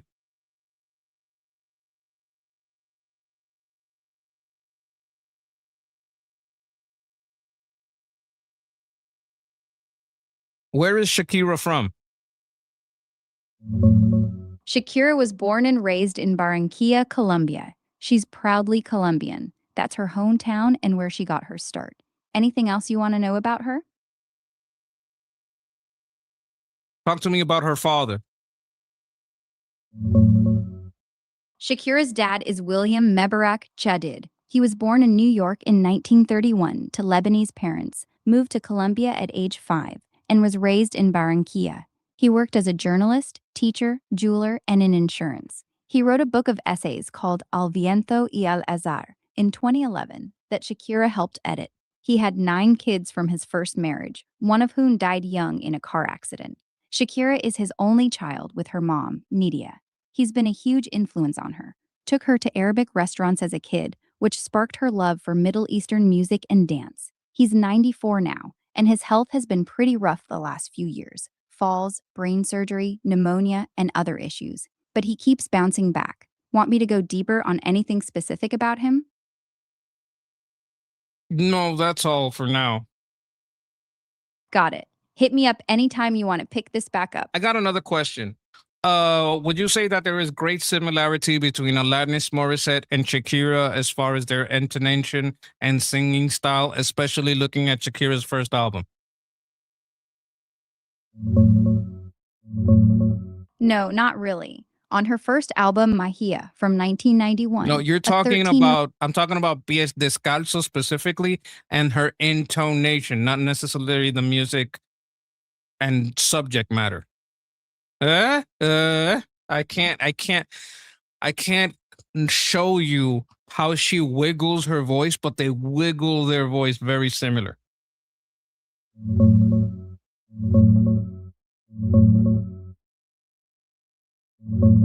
Yeah, I hear what you're saying about the voice wiggle. On Pies Descalzos, Shakira does have this distinctive, kind of unsteady vibrato and those emotional quivers on notes that can remind people of Alanis's raw, wobbly delivery. A lot of fans and even vocal coaches have pointed that out, especially her high larynx position, creating a similar tense, expressive feel. It's not identical. Shakira mixes in Arabic-influenced yodels and melismas that Alanis doesn't have. But that shaky, passionate intonation overlap is definitely there. You're not imagining it. Okay, chat. So that's what the vocal coaches are talking about, that little emotional wiggle. Shakira does make it a little bit more, Middle Eastern. This is something that the Spaniards do too. If you listen to flamenco, it has kind of like some intonations of the Middle Eastern culture. And, I don't like Islam, but like if we're just talking about musically, it's there. I'm going to have you guys listen to it, but I'm not saying she copied Alanis. I'm not saying like she's like a fucking, copycat. I think she was very inspired by Alanis Morissette, though. I think she would have to admit that she's an Alanis Morissette fan. That's a Colombian. We're still talking about Colombia. Okay, she's Colombian, so technically I'm still in the ballpark. All right. And I know it's Sunday and you guys have to go to work tomorrow. Like, I understand that. But, I'm trying to put a little bit of entertainment into it. We're going to talk a little bit more about Colombia here. All right, back to Colombia. I want to ask about mineral resources, mining, drilling, rare earth. What is there? Colombia's main mineral resources: oil, approximately 2 billion barrels proven reserves, about 7.4 years at current rates. Production around 740,000 barrels per day recently, down to multi-year lows. Coal, one of Latin America's largest reserves. Production approximately 50 million tons in 2025. Exports around 46 to 52 million tons yearly, mostly thermal coal. Gold, major producer, around 70 tons exported yearly, though much is informal or illegal. Nickel, significant, with Cerro Montoso as a key mine, one of South America's top producers. Copper, small current output from one main mine, but big exploration push. Hundreds of licenses pending, up to 9.7 million tons potential reserves. Emeralds, world leader in high-quality emeralds. Others, platinum group metals, some iron, limestone, and construction materials. Rare earths, mostly early stage, potential in bachata for coltan and rare earths, some in coal deposits, but no real commercial production yet, still exploratory. The new government under De La Espriella is pro-mining and pro-drilling, so expect faster permitting and more investment. Want me to zoom in on any specific mineral? I want to know, okay, so you have proven reserve, but is there any, you have production around, wait a minute, what did you say? It was 740K barrels a day. That could probably be ramped up. What type of crude is this? Yeah, current production's running around 710 to 740,000 barrels per day lately. It's been slipping, hit a multi-year low earlier this year. Proven reserves sit at about 2 billion barrels, giving roughly 7.4 years at today's output rate.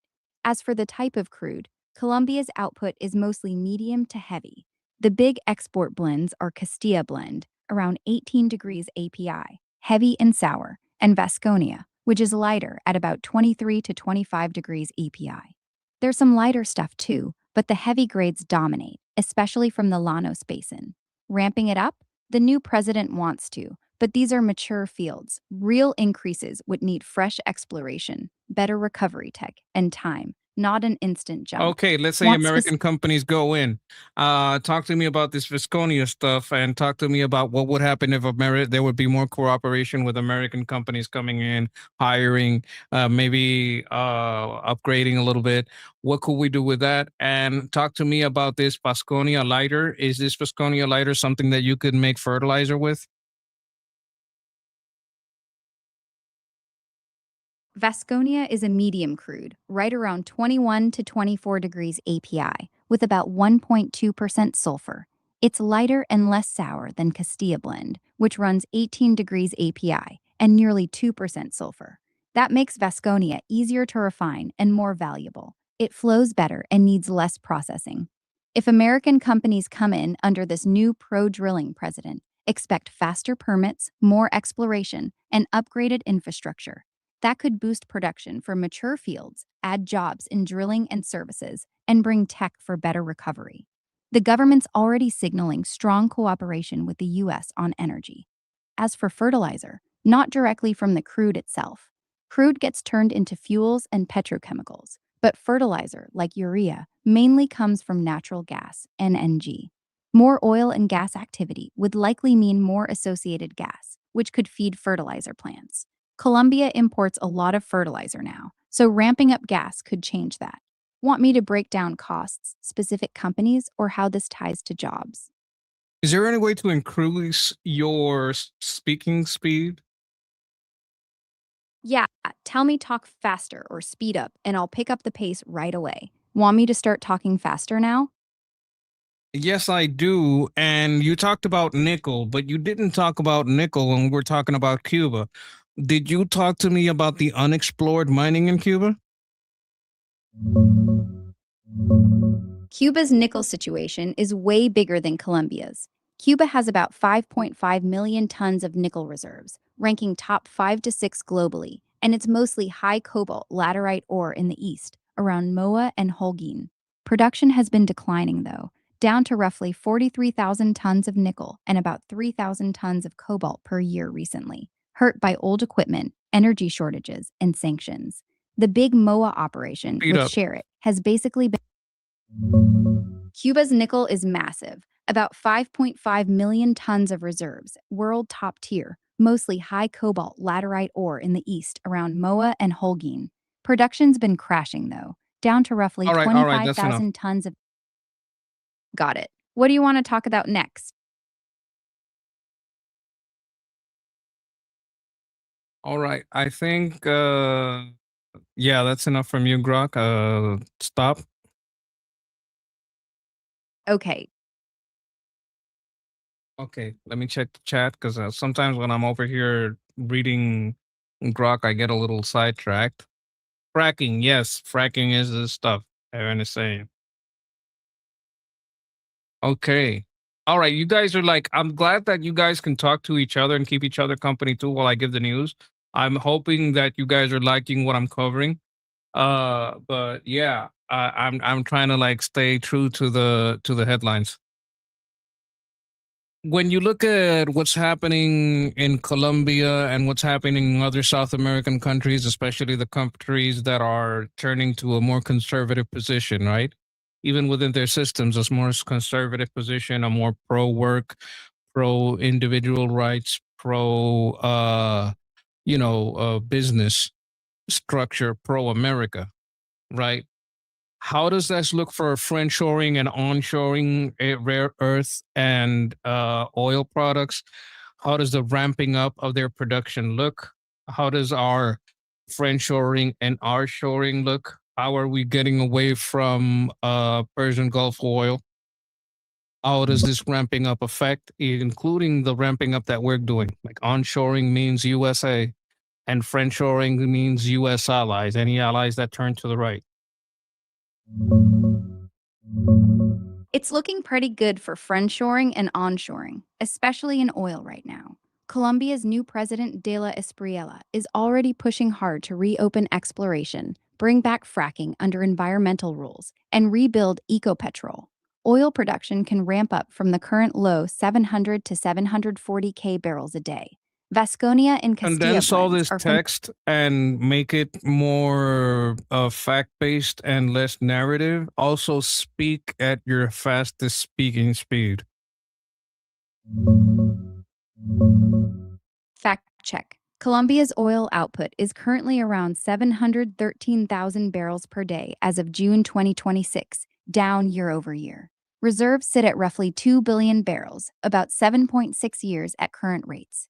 The new president, Abelardo de la Espriella, Okay, you're a talking about Trump-endorsed Colombia. I talked about all of South America. Why are you still talking about Colombia? I said all of South America means ignore the first paragraph, read the second one, and read it as fast as possible. You're not reading fast enough.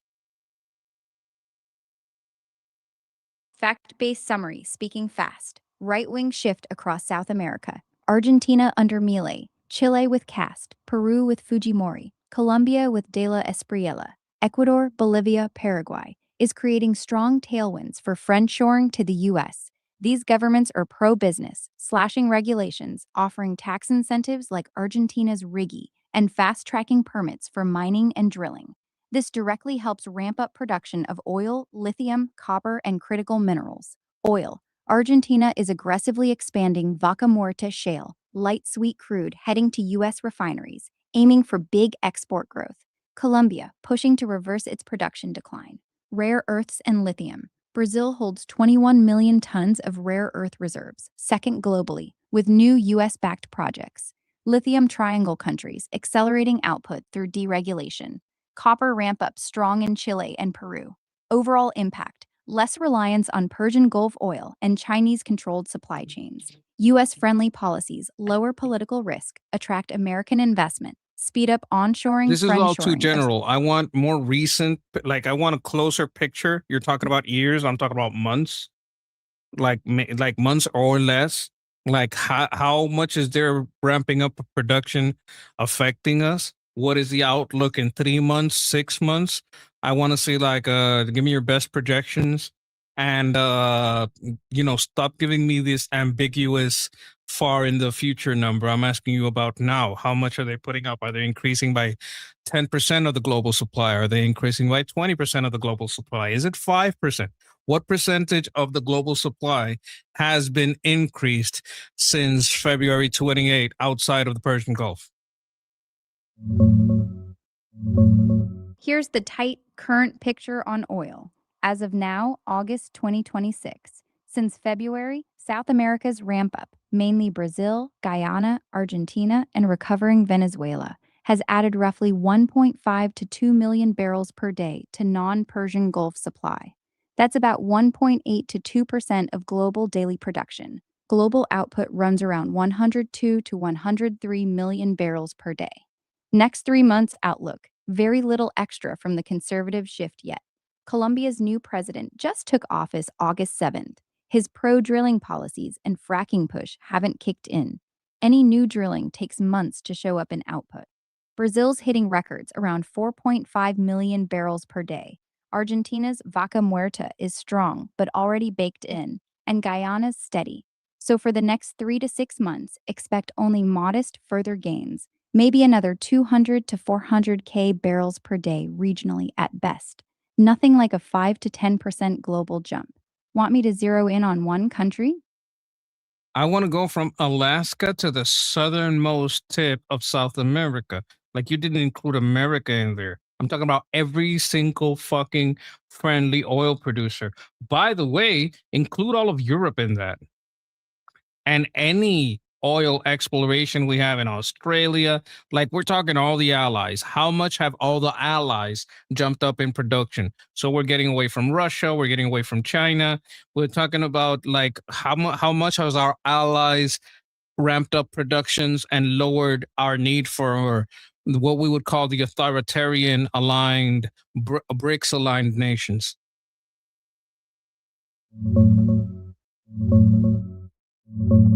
Fast numbers. Current picture as of August 2026. Allies: US, Canada, Norway, UK, Australia, Brazil, Guyana, Argentina, Colombia, Mexico are pumping roughly 38 to 40 million barrels per day. That's about 38 to 40% of global supply, which sits around 102 to 103 million barrels per day. Since February, the main gains came from Brazil hitting records near 4.2 to 4.5 million, Guyana over 700 to 900K, and Argentina's Vaca Muerta climbing. U.S. output is strong around 21 million, but not surging much lately. Europe and Australia are steady. The ramp up from friendly Western aligned producers has added roughly 1 to 1.5 million barrels per day in new supply this year, replacing barrels from Russia, OPEC disruptions, and authoritarian sources. It's meaningful, but not a massive 5 to 10% global shift, more like a 1 to 1.5% increase in total non-authoritarian supply. Want me to break out one country or zoom in on rare earths minerals next? Okay, now add to that the countries that are aligned specifically with the US, like Saudi Arabia, Iraq, I think Oman, I don't even know what they produce, UAE. Like, there's a lot of OPEC and OPEC near, like, Gulf countries that are specifically not aligned with Iran, but their oil supply we can kind of count it with ours because they basically sell to us. So if we add that to the equation, how much farther up does that take the 38 to 40% number? Adding the friendly Gulf producers, Saudi Arabia, UAE, Iraq, Kuwait, Oman, Qatar, pushes the number up significantly. Your previous Western Allies group was around 38 to 40 million barrels per day. The Gulf bloc adds roughly 25 to 27 million barrels per day currently. Saudi around 11 million, UAE around 4.2 million, Iraq around 4.4 million, Kuwait around 2.8 million, Oman around 1 million, Qatar around 1.8 million. That brings the total U.S. aligned supply to about 63 to 67 million barrels per day, or roughly 62 to 65% of global production. Global total around 102 million barrels per day. This block covers the vast majority of supply outside Russia, Iran, China, and other adversarial or BRICS aligned producers. It's a strong position for reducing dependence on authoritarian sources. Want me to break it down by country?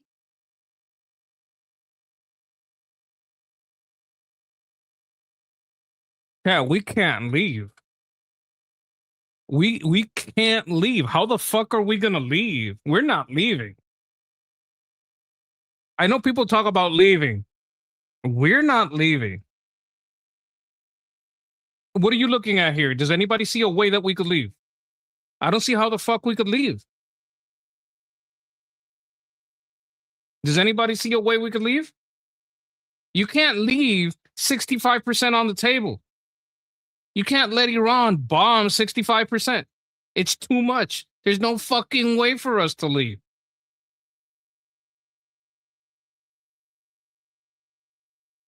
I don't see it. If I'm looking at world oil production, there's no fucking way we're leaving.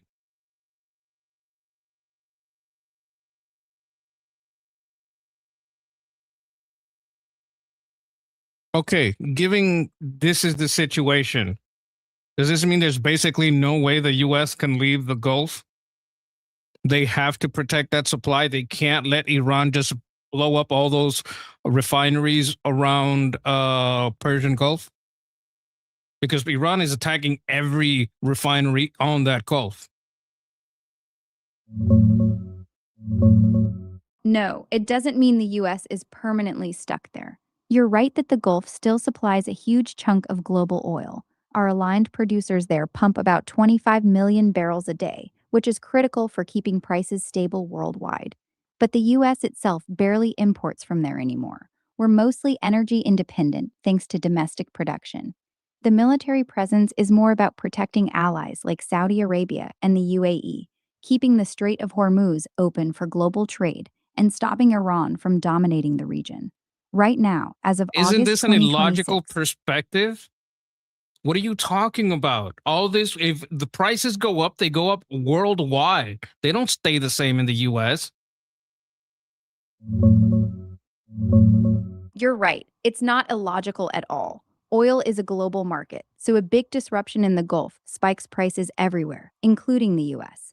Even though we import almost zero crude from Saudi Arabia or Iraq right now, higher global prices still hit American drivers at the pump.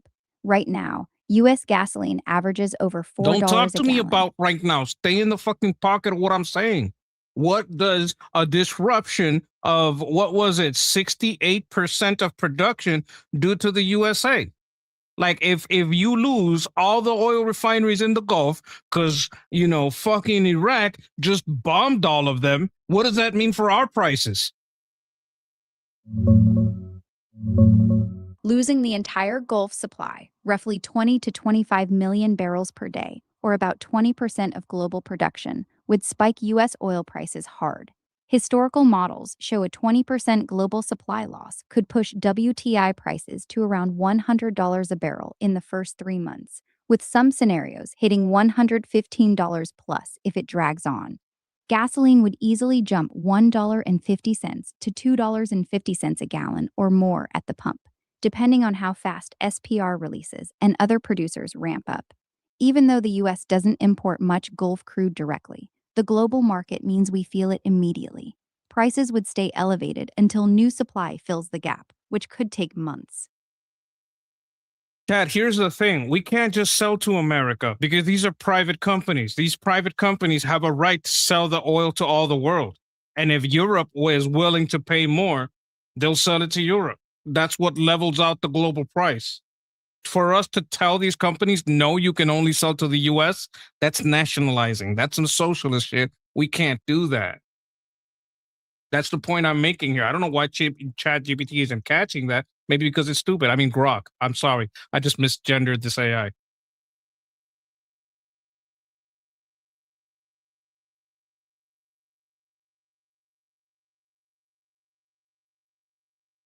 Yeah, no.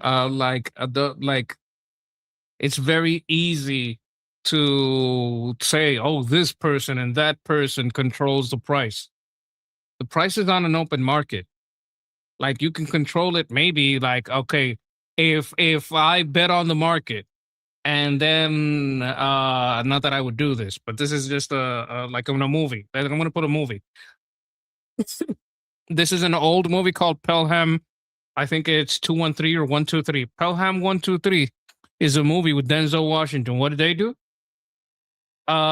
They robbed the train, and they used the train robbery to bet on the stock market on what would happen with the New York stocks, and made a lot of money. You could do this exact same thing by paying a jihadi to blow up the power plant at exactly the refinery at exactly the right time when you're betting on the oil market. And you have this executive call, yeah, tell, so and so to go, kidnap somebody's family and tell the father, go blow yourself up or I'll kill your family. Basically. And that way you bet on the stock and you make a lot of money. Right? So you can't see that the NWO has this top-down control of oil prices. If any motherfucker doing some stupid shit can change the oil prices, right? I understand that there are interest groups that will align and see, hey, here's an opportunity. That doesn't mean they have to sit down and have a secret handshake. I think evil is more grassroots and organic than people give it credit for. Right? And I'm not trying to shame you. I didn't even highlight the comment because I didn't want you to feel like too on the spot because you're like always good here. But I'm just having like a little bit of a dialogue with you. Oh, you know who talks about this very well? George Carlin. George Carlin says, look, where interests converge, you don't need a secret meeting. But yes, there are interest groups. I'm going to give you another example. During COVID, right? During COVID, a whole bunch of banks were very firm on the lockdowns, donating to candidates that were pro lockdown. You know why? Because the longer the lockdowns go down, the more people default and the more they get a house back that's already half paid for. Then I get to keep the house and keep half the money that's already paid, and I get to sell that house again when I foreclose on it. Did they have a secret meeting about this? No. But you saw them all donate to Democrats. You understand what I'm saying? They didn't have to sit down. All these bankers in every local town, at Joe Blow's, oh my God, what do they call that type of bank? You know, the small banks? Cooperative? Cooperativa. I don't know how to say it in English, but they have the military has some banks like that. We have a type of bank called a cooperativa. Is there an English word for that type of bank? The closest English term is credit union or financial cooperative. In Colombia, Credit a union. That's what I'm cooperativa talking or about. cooperativa financiera Joe is Blow's Credit member-owned, Union from, member-controlled, and focused on serving its asociados. Bupkis Basically the Credit same idea Union. as a credit union They in the didn't have a US or meeting with Canada. JP Morgan. People sometimes just and, call it a and, cooperative bank, Chase. but credit union is the most common everyday English. They didn't have this big meeting, but they all aligned. They all gave to the candidate that's going to keep shit locked down, so I can confiscate your car and sell it back to you. So I can confiscate your house and sell it back to you, or to someone else. Yeah, no, but I do see I think some of them do meet. I'm not, I'm not that.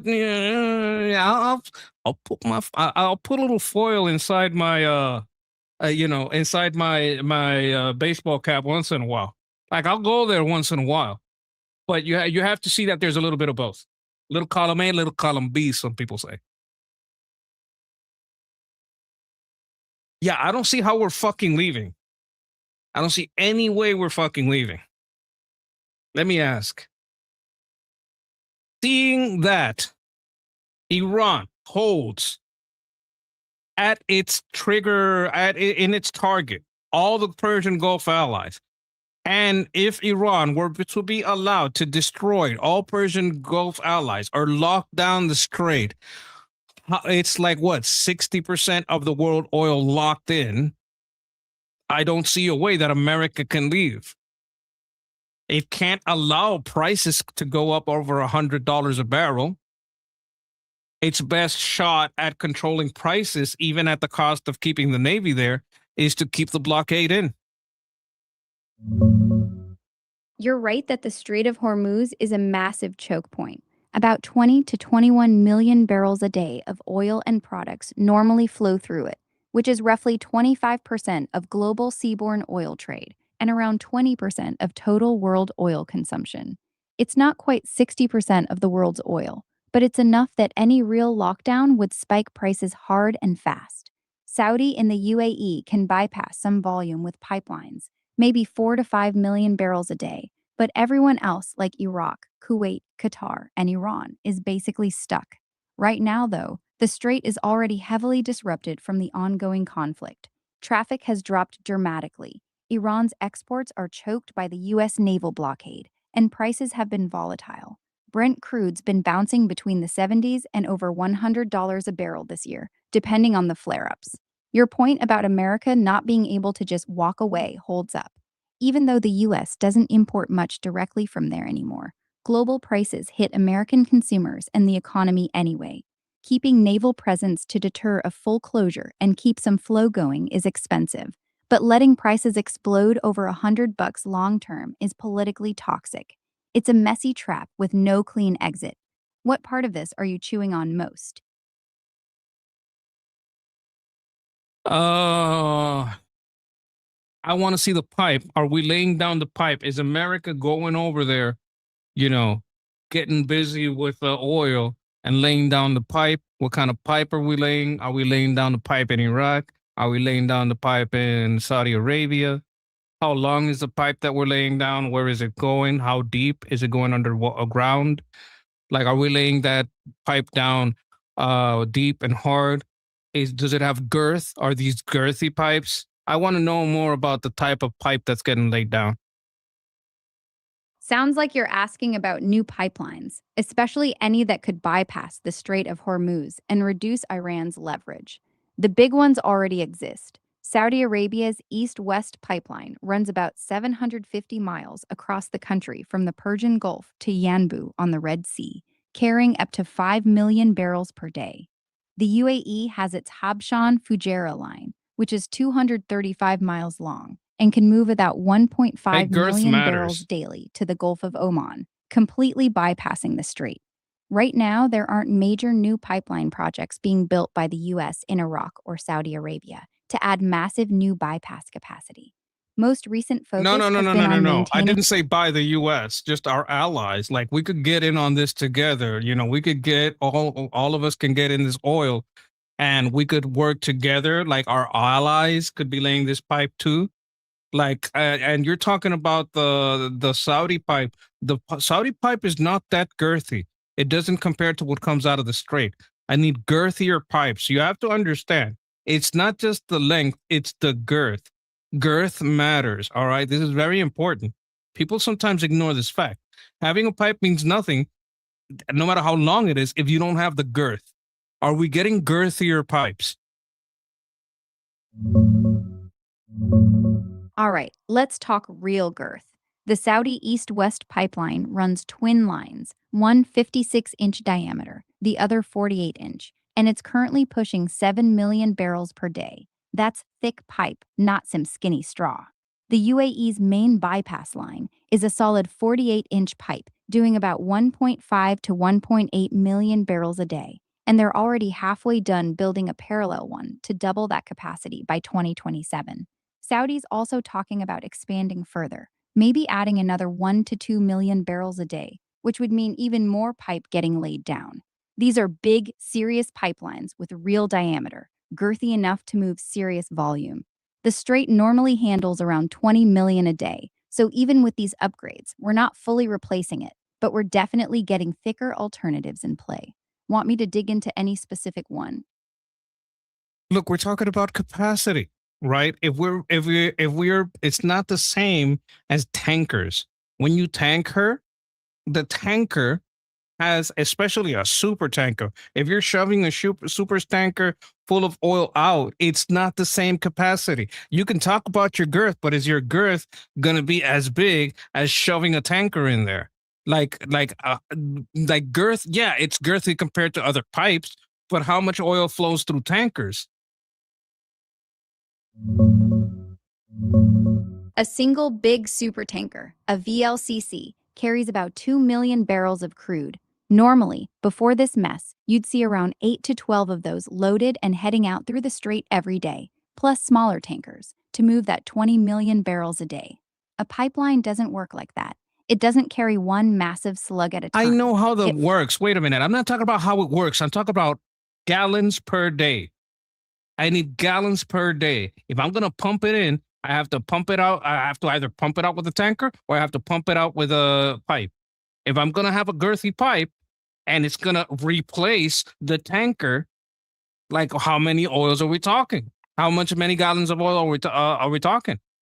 Like that. This is where the rubber hits the road. This is where we have to have traction, because if your largest pipe still means that you're down a significant percentage, over a 2-digit percentage, that's a big problem. Here's the straight numbers in gallons per day, like you asked. 1 barrel of oil is exactly 42 gallons, so multiply everything by 42. The strait Stop normally talking moves about about the 20. numbers and let's talking about the millions of gallons per day. Like your maximum through a pipe versus your maximum through the shipping lanes.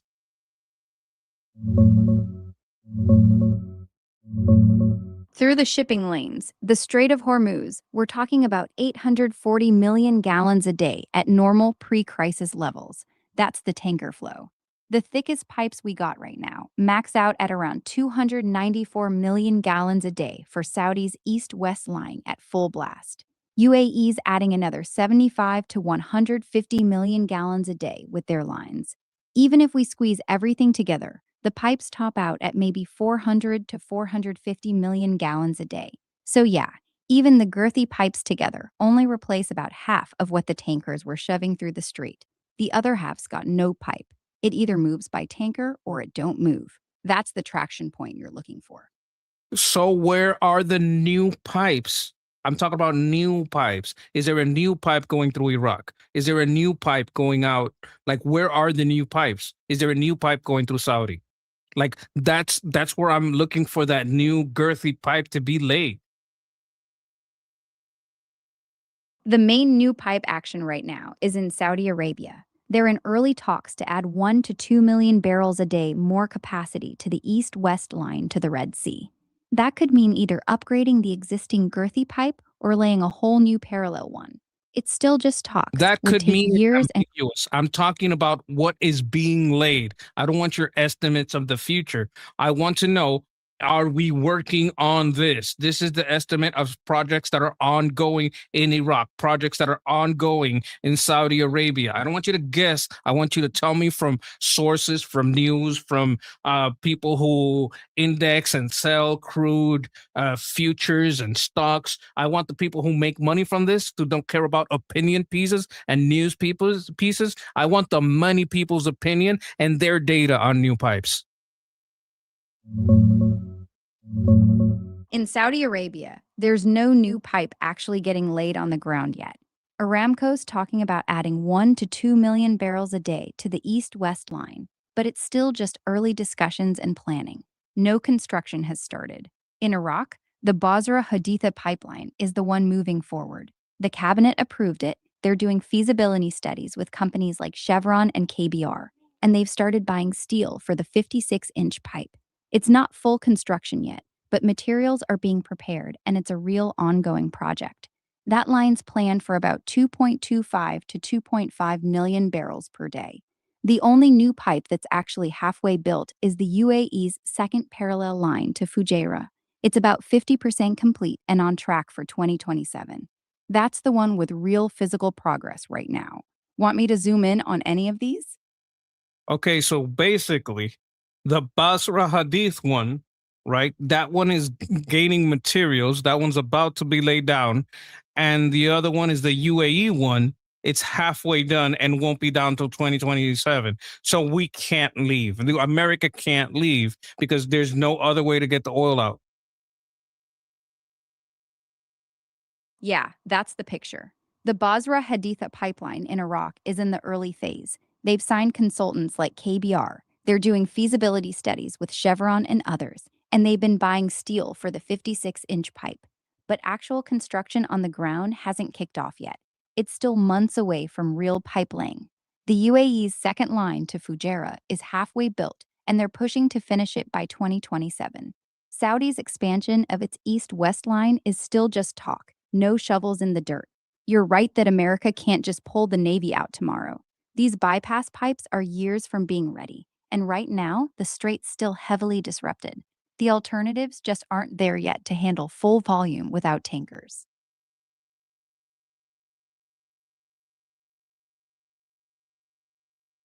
There's no fucking way we're leaving.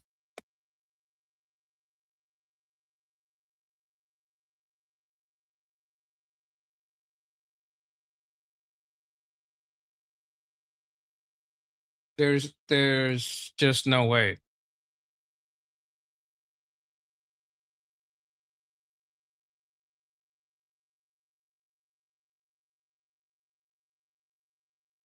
Okay, I got a new topic for you. I want to quickly talk about the voter ID bill that didn't pass. I think it was 52 to 48 in the Senate. And I want to ask you about there was an executive order signed to help with voting, but it doesn't really require ID.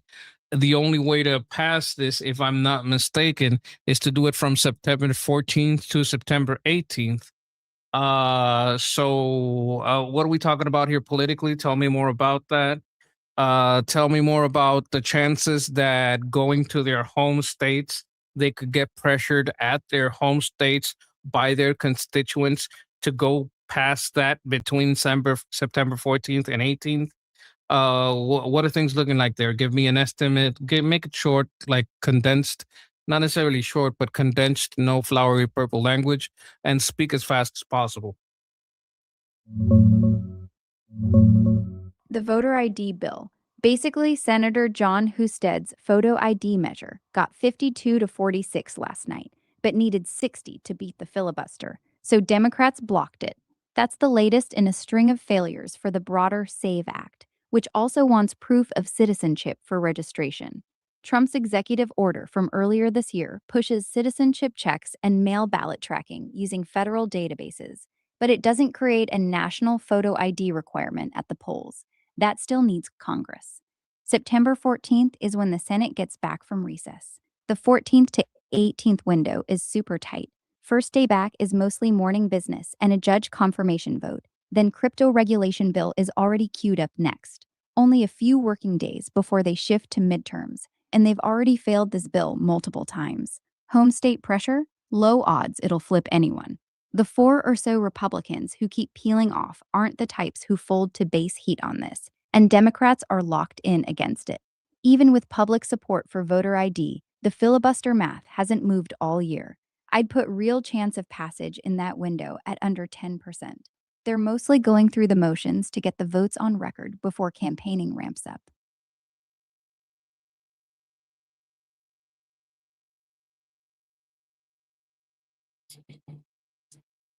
This is so fucked up.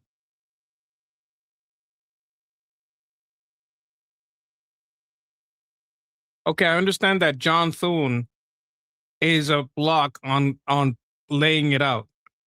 I'm gonna try to steelman him. All right, this is rough. It's difficult to do, but I'm gonna try. All right. What's the point of me putting up something for a vote that's gonna lose? We just saw it lose. Would it have lost every single time it was put up? When he says we don't have the votes and it went 52 to 48, is he lying?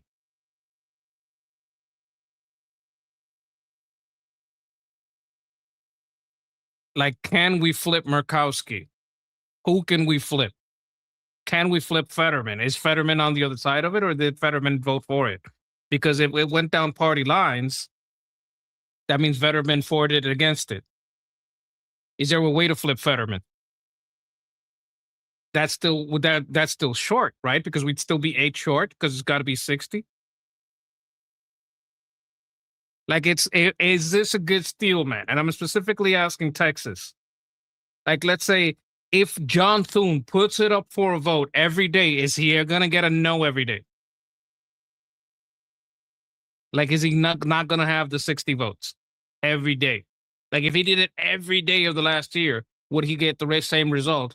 And that's why he doesn't want to bring it up. Like, when the Democrats say to that, I think I don't know where he's from, but they take this guy that he kind of looks like, I can't remember his name, but there's this guy in the Democrats, talks a little funny. He's from another country, has very dark, thick hair, and looks like the shrunken heads that the cannibals have. I forgot his name, but he's always bringing up votes to impeach Trump. And the other Democrats are like, what the fuck are you doing? Why are they bringing this up for a vote? We're not going to get it through. Is this the same situation on the other side? Is like bringing it up for a vote by John Thune just stupid because it's not going to get through?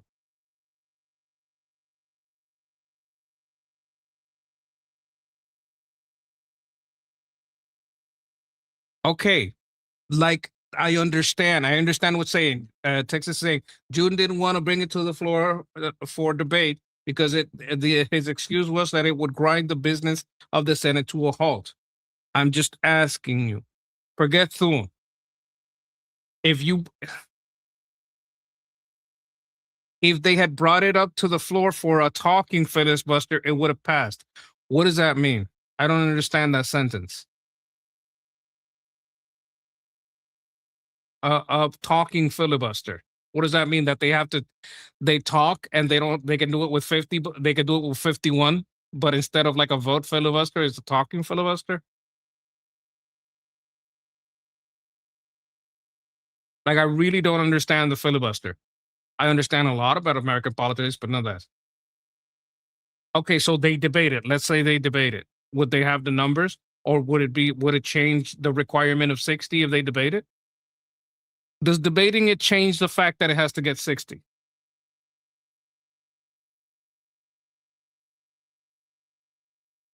Or would they just be talking for 20 hours and then get the votes? I'm 60. Does the number change? Because if you're locked in and you don't care what the other side's change, they can talk all they want. They're not gonna okay.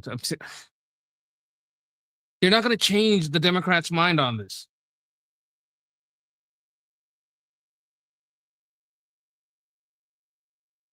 Yes, and they can talk for days. Okay, then he's right. I don't like the guy, but if it is true that you still need 60 after all that talking, and you don't get to pass any other bill while they're talking, it would grind the Senate to a halt.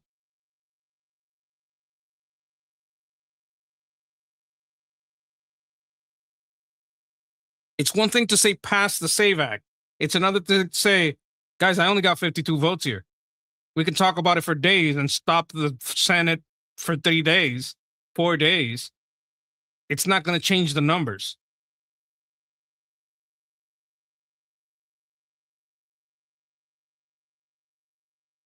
Okay, the filibuster changes the 60 to 50. Let me ask AI about this.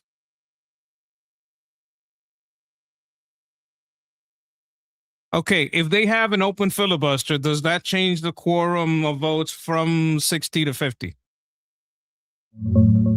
No, it doesn't change anything. An open filibuster or any filibuster still requires 60 votes for cloture to end debate and move to a final vote.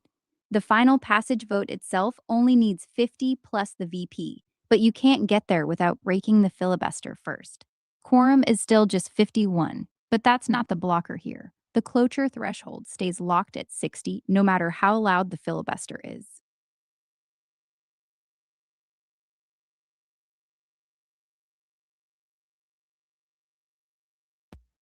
Why does it have to be 60? Is that anywhere in the Constitution? No, the 60 vote requirement is not in the Constitution at all. It's from Senate Rule 22, the cloture rule they created themselves. The Constitution lets each chamber set its own rules. The Senate's rule gives unlimited debate unless 60 senators vote to end it. Before 1917, there was no way to stop debate at all. They added cloture at 2/3, then dropped it to 60 votes in 1975. Final passage only needs 51 votes, but you can't reach that vote without the 60 first. That's why it's effectively a 60-vote Senate for most bills.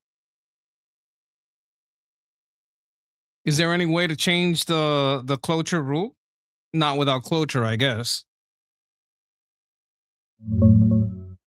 Yeah, there is a way. It's called the nuclear option. A senator raises a point of order that cloture on legislation only needs a simple majority. The chair rules against it, they appeal the ruling, and a simple majority of senators votes to overrule the chair. That sets a new precedent, effectively changing how the rule works without touching the actual text. You're right that normally you'd need 67 votes to change the rules directly because of the cloture requirement on rules changes. The nuclear option dodges that. They've used it before for nominations, but not yet for regular legislation. Republicans have 53 seats right now, so in theory, they could do it if they all stick together. But several GOP senators have said they won't pull the trigger on the legislative filibuster. Who are they?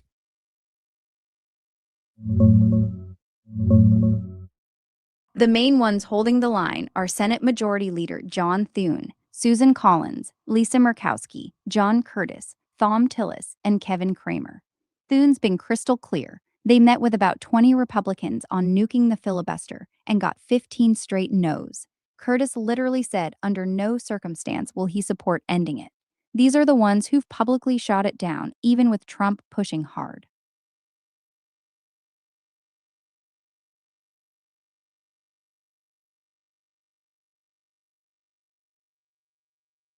And I'm guessing that outside of the leader, one, two, wait a minute, how many did you name? Susan, Lisa, John, and Tom, and Kevin.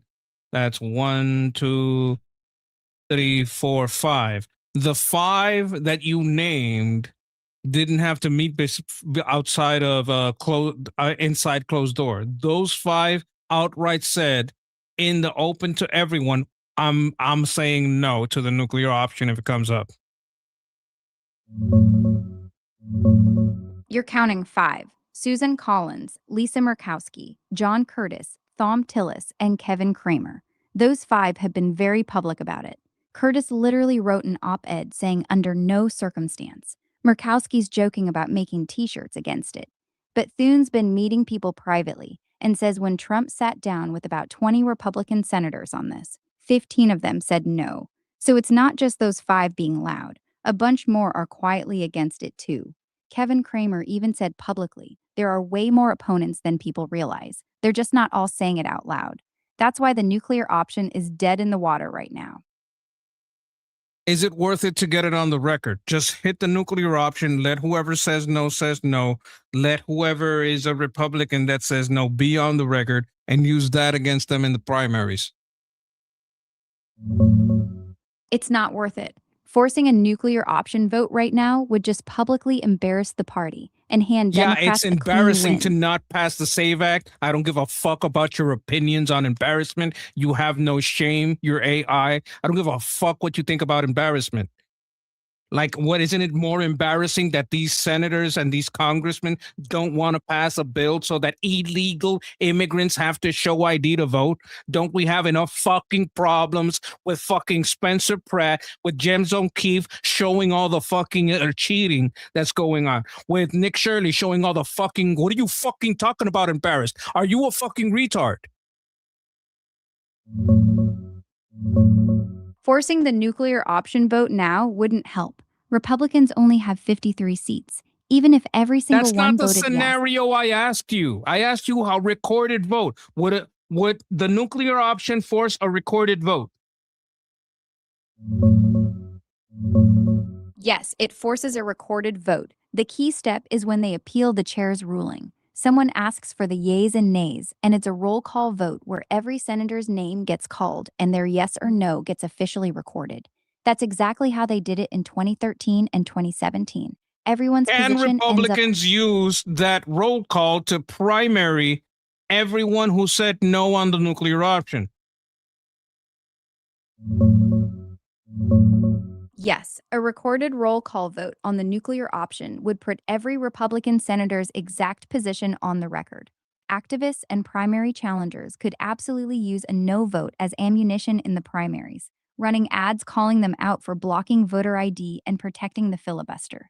That said, several of the most vocal opponents, like Susan Collins, Lisa Murkowski, and Thom Tillis, are either retiring, in safe seats, or not up this cycle, so primaries wouldn't touch them immediately. The real pressure would hit anyone up in 2026 or 2028 who votes no. Whether it actually flips a primary depends on how hard Trump and outside groups hammer it. Well, it would also affect anybody who is going to replace those seats because they would have to campaign on voting yes on it. Exactly. Any senator who votes no on the nuclear option would make it much harder for the next Republican running in that state. The replacement candidate would have to explain why they're not doing what the previous senator refused to do. It turns the filibuster into a campaign issue in Republican primaries for years.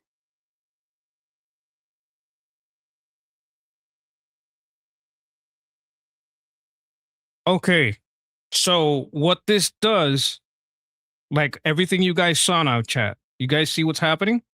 What did all this prove? What has all this led to? What is the shining light at the top of this mountain of investigation and explanations? What is the point here? It's a very simple point. Texas was right. John Thune is a piece of shit. He should have been done this.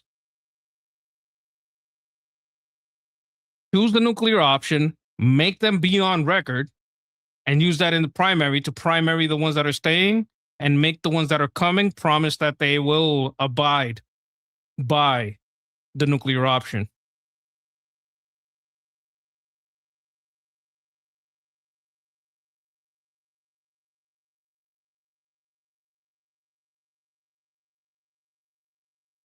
Okay, but is Collins leaving or is Collins staying? Can he be primaried? You say he's a major seat, but can he be replaced? I'm not saying I want to lose him to a Democrat, but is that a safe seat? Or is that a purple seat?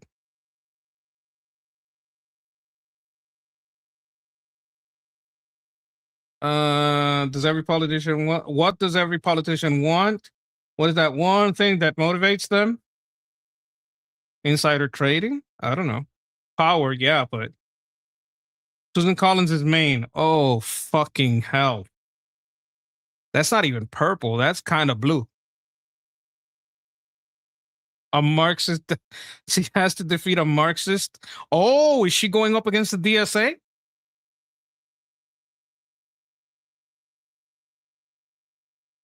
Oh, keeping their job. Okay, okay. Keeping their job. Yes, that's what they want. That is true. That is true. You know what?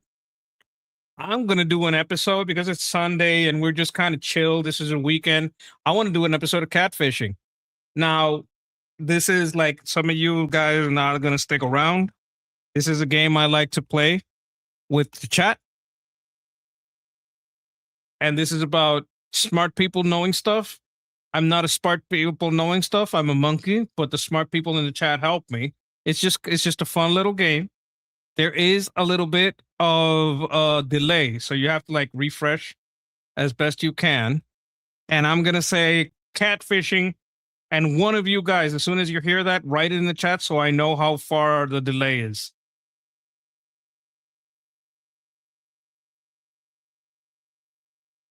Okay, smart people knowing stuff. You're pretty much current, so the delay isn't that bad. Okay. I'm not a smart people knowing stuff, but I know a lot of you people are. And none of us know all the stuff, but if you get enough smart people knowing stuff together, we could answer a lot of weird questions. And this is like, basically, this is a Wikipedia game. I don't really like Wikipedia that much. They're kind of biased, but you know, it's a game. Okay, 2020 science fiction comedy drama, 2023 American film, black and white film, black and white in 2023. The Lighthouse? I don't know. American black and white films. American self-reflexive films. English language romantic comedy drama. So it can't be The Lighthouse. I mean, The Lighthouse wasn't that gay. Wes Anderson. Films directed by Wes Anderson. Jesus Christ. I don't know what this is. Films impacted by COVID. So it's not about COVID, but it's impacted. Films about alien visitations. Alexander Desplat. Film scored by Alexander Desplat, if anybody knows music. Film set in Arizona. Films shot in Chingchong. Chingchong sounds English, but the accent makes it Spanish. Films using stop motion animation. So stop motion animation. Screenplay by Roman Coppola. I thought it was Francis Ford Coppola. Roman Coppola. I don't know who that is. Screenplays by Wes Anderson in black and white. Isn't this the film that was made by that YouTube or Twitch guy? Oh my God, what's his name? Oh my God. What's his name? The guy that I think he's on Kick now. I don't know. I'm not sure, but there's a no. It's about like he's in the like basically his job is to like there was a cataclysm and he has to go like in a submarine to under the sea and explore. Oh my God. Oh my god. I don't know who made this. Like this is the only one I can think of. But they're not talking about anybody on Twitch. I don't know what film this is. Yeah, me too, Texas. Me too. That's why sometimes I use the audience to help me out. Let me see if I get a topic out of this. Black and white film, it's romantic comedy, so it can't be the one I was thinking about. Black and white romantic comedy 2023.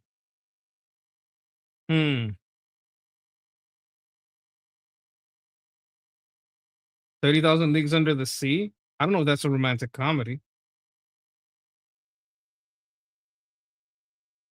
2023 black and white. 2023 black and white film. The Lighthouse. I'm gonna say The Lighthouse. I'm probably wrong, but there you go. Asteroid City. Oh my god, who said Asteroid City? Someone said it, and I was so stupid I didn't just take it. Who said it? Who said it? Asteroid City. Nikki. Nikki's a genius. Nikki, you deserve all the credit. Nikki knew that it was Asteroid City, and like a dumbass, I didn't listen. I should have listened. Yes, Nikki. Nikki was right, and I'm a dumbass. So let's get on to I'm going to try to be less of a dumbass. I didn't see it. I just kind of like it flew by and I didn't see it. But that's like kind of the only guess that was good because it was the correct one. Okay, 19th century novellas, Polish novels. I don't know much about Poland. 1899 English language novels. British novels adaptation into operas. Okay, so this became an opera. Adapted into a television show. Okay, it just got legs. Externalist novels, philosophical, frame stories, modernist novels by Joseph Conrad about colonialism, about imperialism. Adapted into video games. What the fuck? Novel set in Belgian Congo. In colonial Africa on a river. What the hell game is this?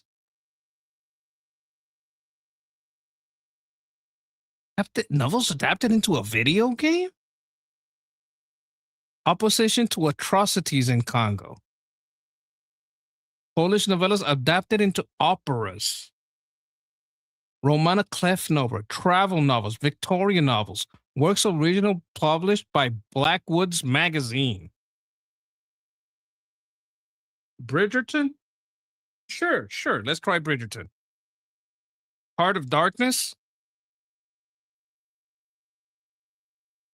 Wasn't that about lions? Let me see the year. Now you give me two answers. I don't know which one to pick. I like Heart of Darkness. And like the timeline, let me see. Africa, Congo. Was Heart of Darkness in Congo? I don't think Heart of Darkness was in Congo. I think it was more near the savannah. Not the savannah, the Joseph Conrad, Heart of Darkness. Okay, so I got two Heart of Darkness. I'm gonna go with Heart of Darkness.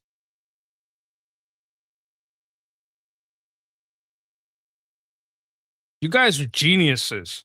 Give it up for Texas and Nikki, geniuses over here. Thank you. You guys rock. 1980s television advertisement, 1987 quotes, advertising campaigns, American slogans, American television, drug publicity policy of the U.S. Oh my God. Your brain on drugs?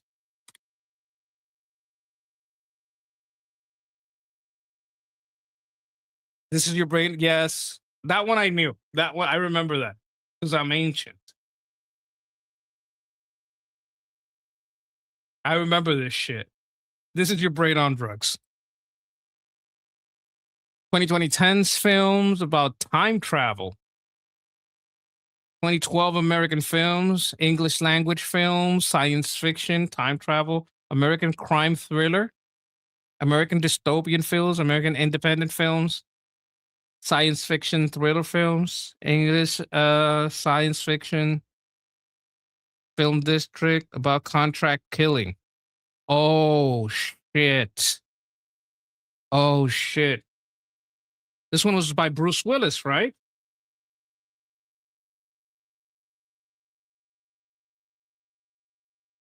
No, no, that's not about contract killing. Like that's the one. That's the one. Who was it? Justino Paderno. Yes, it is Looper. But we were syncing up. We were like you were feeling what you were picking up what I was putting down, right? Like, yeah, it's like contract killer, Bruce Willis. He has to basically shoot himself.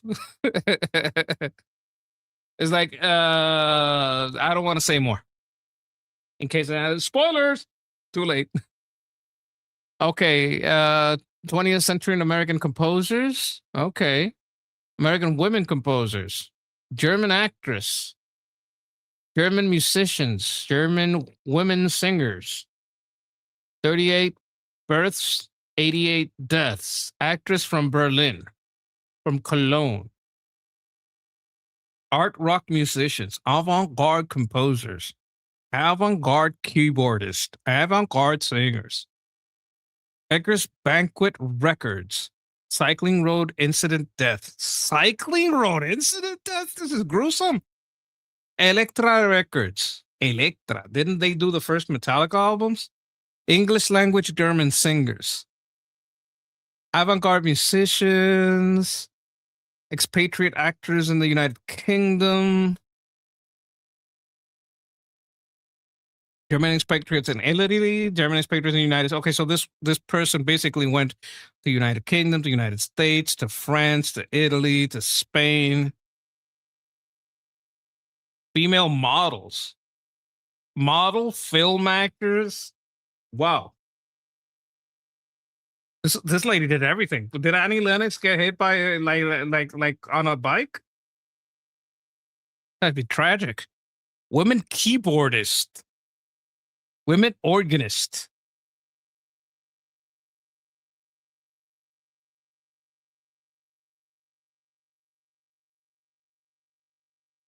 Rock singers. Harmonium players. Immediate record artist. Is that like a okay? Island Records. Lee Strasberg. What the hell? This lady did it all. Die Totenhausen. I don't know that band. Probably good. I don't know. I listen to a lot. Models from Cologne, musicians from Berlin, people associated with The Factory, proto-punk musicians. So this is before punk.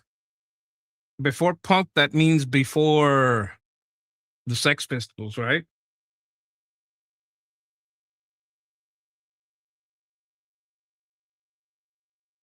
Tambourine players, Velvet Underground members, Verb record artist. Oh my God. Okay, so there's a couple of people. There's a punk couple. There's a punk couple that's very famous. I think it's Annie and Ren sings about this.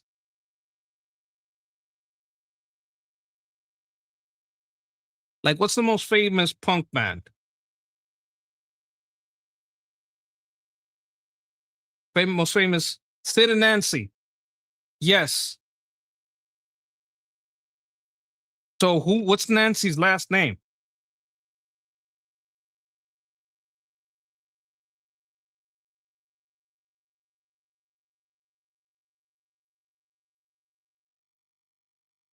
Sid and Nancy is like a couple. No, not Sid and Nancy. Okay.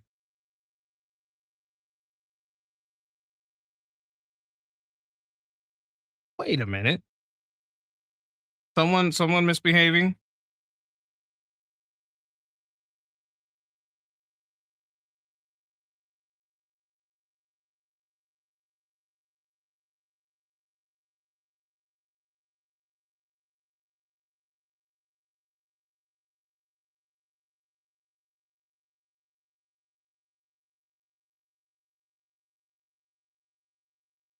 Okay. Everything seems fine. Yeah, but they're asking for a woman that was also a singer. I'm gonna put Nancy because I can't think of anything else. Quills is gonna tell me I told you so.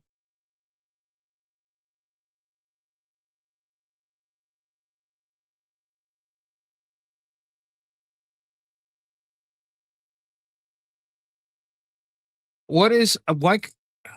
Okay, I think this is on the other channel. Texas, can you check on UTP? What's going on with that? I think that's on the Liberty Politics channel because I can't see something here. I can't see.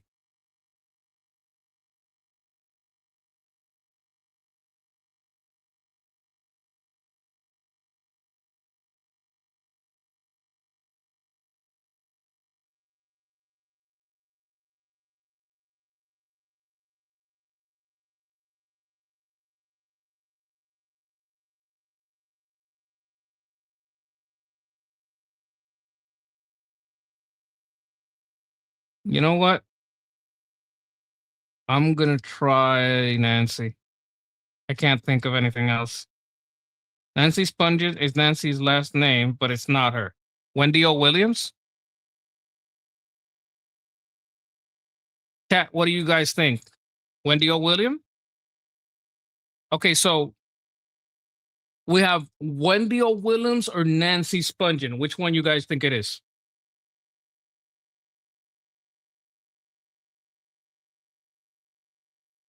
If you had to pick, there's two people that have Danzig. Is Danzig 1988 female singer? I thought Danzig was the guy that said, Mother, I want to bang. Yeah. Tell your children not to say my name. Hear my words. Blah, blah, blah. It's a nice song. Like, I like the song. I heard he's like Wolverine. Like, tough and short. I don't know. Someone's arguing with someone named UTP, but I don't know if they're being a nuisance to the chat. Misfits singer too. Were Eagles there? Okay. So what are we saying? We're going with Nat. Where are we going with Nancy, or are we going with Wendy O. Williams? Like, who is the most likely to have been in Italy, Spain, and all these France? Wendy. I'm gonna go with Wendy. I'm gonna go with Wendy.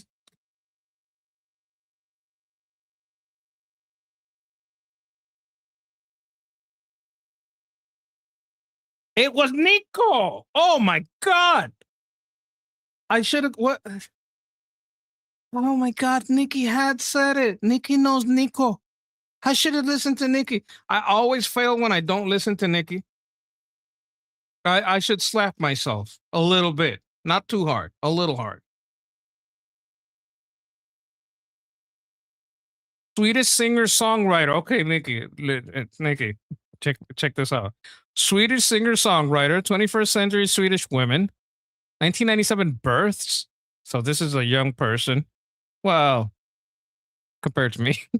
Dance pop musicians, English language Swedish singer, feminist musicians, Got Talent. Ooh, any of you guys watch America's Got Talent? Living people, musician from Stockholm. Stockholm, Swedish. Got Talent winners, Swedish child singer, Swedish sopranos, Swedish women pop singer. Talang, Swedish TV series contestant. Do any of you guys watch Talang? Universal Music Group artist. I have no idea who this is. I don't know any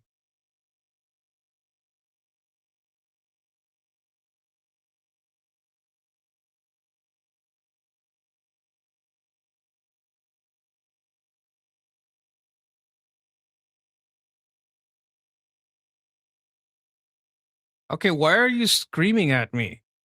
I've made 100 videos about that. Like, I just had a long fucking thing about why we can't leave Iran. Why the fuck are you screaming at me? I didn't ban you. You're not banned. If I can see you, you're not banned. Are you UTP? Because the argument was with UTP, not with you. You're GTA. There's only one, well, only the T in there. UTP, most PRs are Dem, PRs are Democrats. That's a different person. And they're talking about Puerto Rico. They're not even talking about Iran. So I don't know.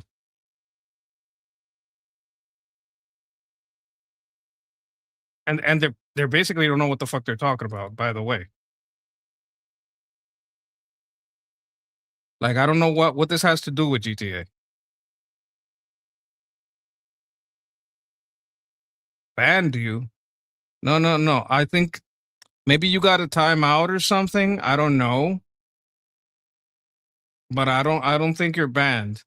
And it was UTP. I say UTP. Yeah, you're not banned. Listen, chill out. Stay with me. Stay with me. You know what happens? And this can happen to anyone. All right. You try to get one, right? But because this is, look, this is probably what happened because this happened to me. Okay. Don't fucking yell at me because then you're gonna piss me off. Don't fucking yell at me. Let me explain to you. The chat moves pretty fast. So sometimes when you're gonna click on one person, it winds up clicking on the other one. You were just told by the mod you're not banned.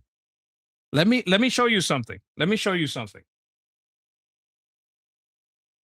You might not know.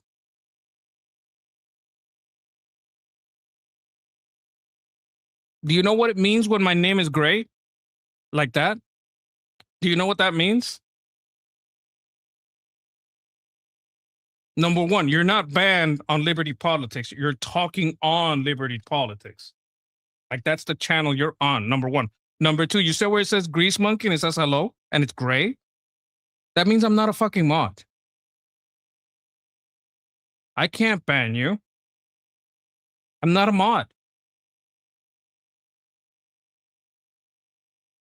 Also, do you know any Swedish singers from Stockholm that were on the Swedish TV series Talang and is a Got Talent winner? Because that's the situation we're dealing with right now. Your XP went to 0. I don't know what that means. This is not a competition for who has more XP. You'll probably get that back tomorrow. I'm about to end the show anyway, so I think your XP ends at the end of our show.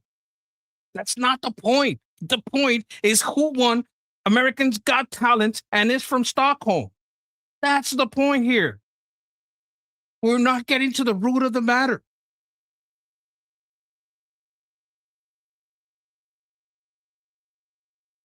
I don't know if we have an MMORPG. We should. I mean, sounds like a good idea. People are pretty passionate about an MMORPG. Your XP, yes. Your mana potions, we're going to get to all that stuff. Calm down. If I can see you, you're still here. And I'm not a mod, so your comments aren't blocked either. I can see it.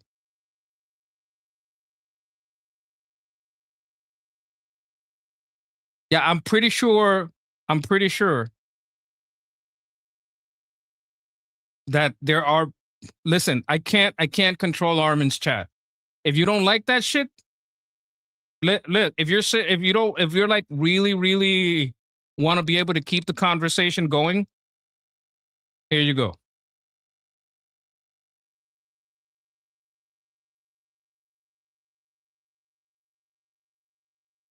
I know for a fact that Roverbet is banned on my channel because I banned him myself. I don't allow that shit on my channel. Armin likes arguments. I don't. Roverbet is fucking banned on my channel. But as you see here, I'm not a mod. I can't ban him over here. I can time him out. If he pisses you off, I'll time him out. If he pisses me off, I'll time him out. But I'm not going to ban him. It's not my channel to do that.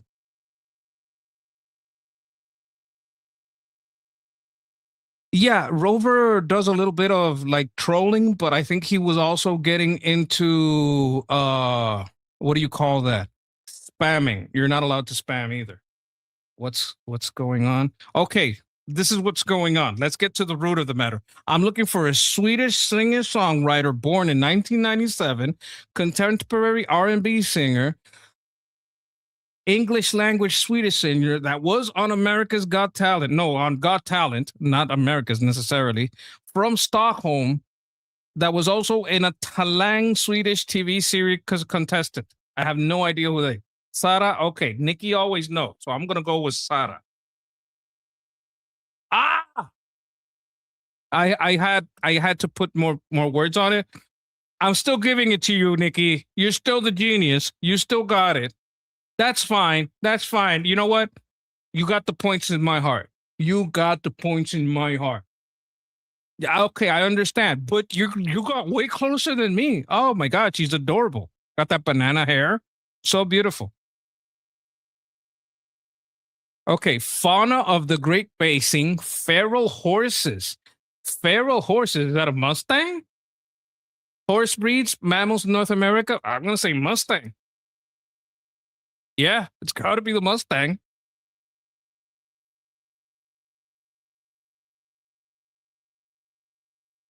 Yeah, we don't like the executions either.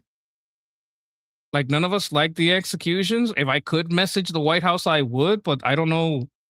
They don't, I can't send that kind of message. Like, we have a whole show where we dedicate time to each one of the. I'll even show you.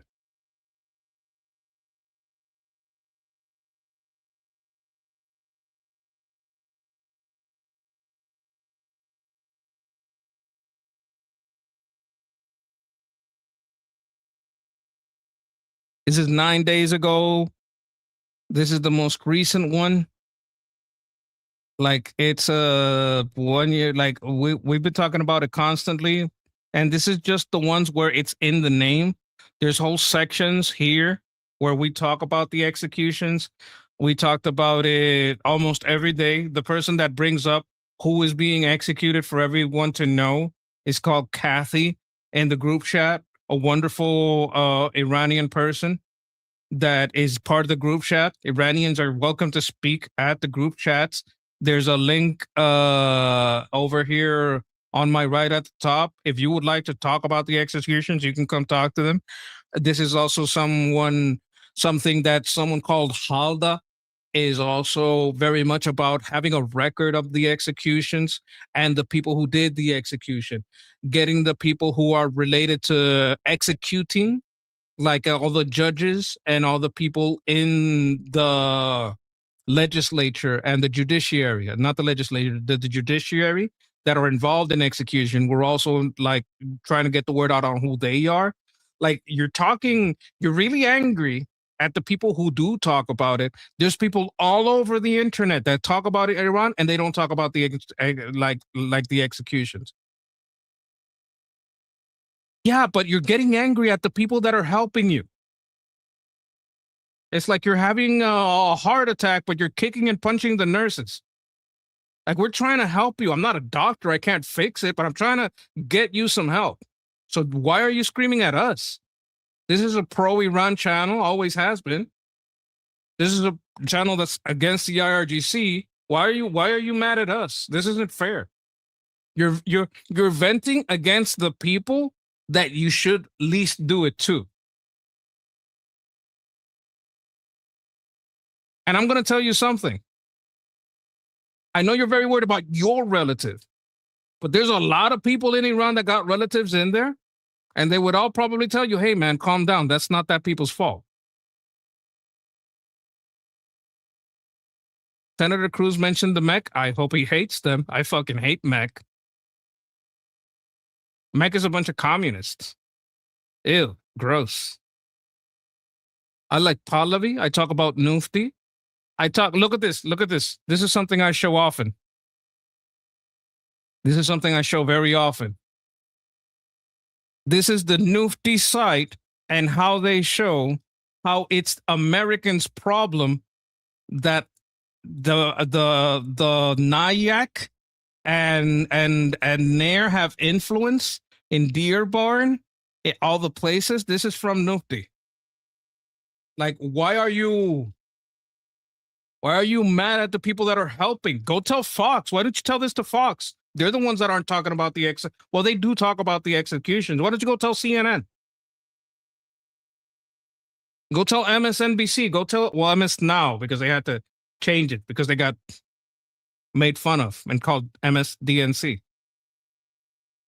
Well, why are you angry at us? It's like you're spitting in the face of the person that's trying to help you and your family.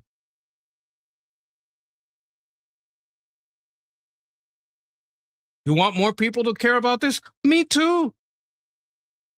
Ever since I started, you can count on one hand and have fingers left over about the days that I have gone less than 8 hours on air talking about all this kinds of shit. On my show, talking about why it should be important to Americans and why we got to get the right votes so the right people take charge. Every single day I'm on. I haven't missed a fucking day.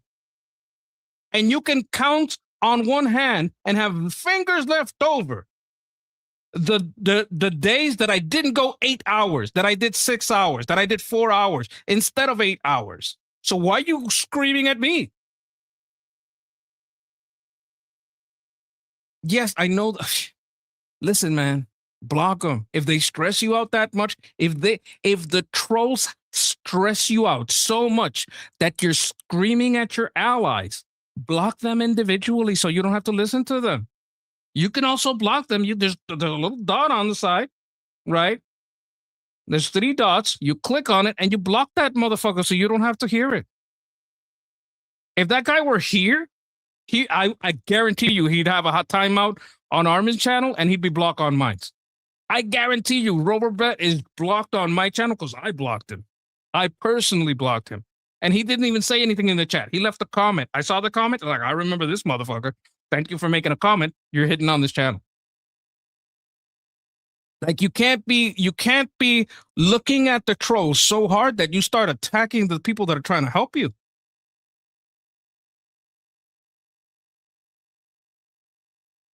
I was in the morning from 11 in the morning,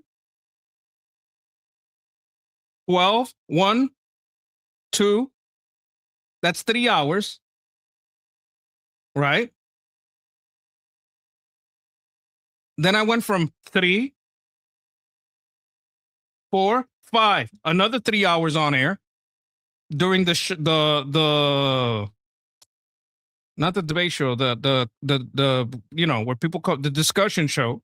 That's 6 hours I did today. And right now, I started at 9 and it's about to be 12. That's 9 hours of work that I'm doing here. And I do it every fucking day. Usually 8. Today I'm going long. You gonna scream at me? Why the fuck are you gonna scream at me?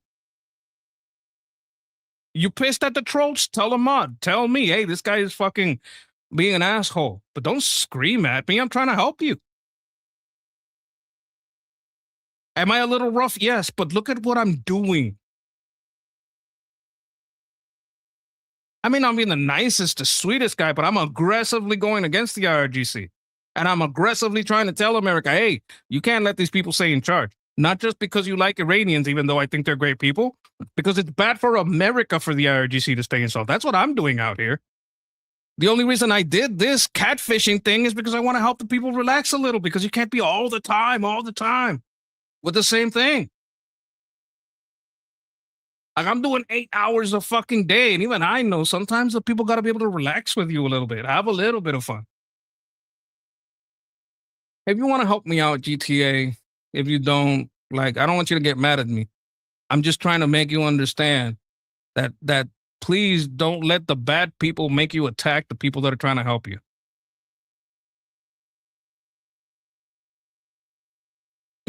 Okay. So these are British librarians. 2022 birth, 1985 deaths, academics of the University of Hull, Oxford, St. John's College, Leicester. I don't know how to say that. That's British American. That's British English. They speak the British speak English in cursive. Like you can read it, but you got to know how. I don't know. Leicester, I guess. Leicester. Oh, it's just Leicester. You see? Oh my God. I feel so dumb now. Alumni of John's College, commanders of the Order of the British Empire, death from esophageal cancer. Esophageal? Esophago. That sounds like a throat and a stomach thing. Leicestershire? Oh, Leicestershire. Okay. Like sire, like sir. Or, you know, sire. Okay. Jazz writers? Okay, person that writes jazz. Okay. Formalist poets, member of the Order of Companions.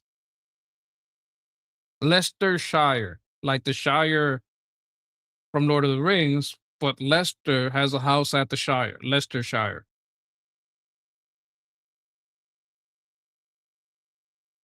Worcestershire.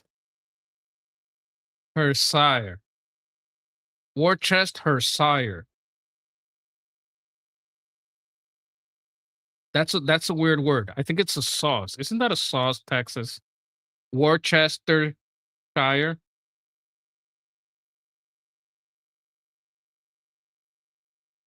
Nice. Pretty good sauce, right? Anyway, people educated in King Henry VII School. Coventry writers. Okay. I have no idea who this is. Librarian jazz writer.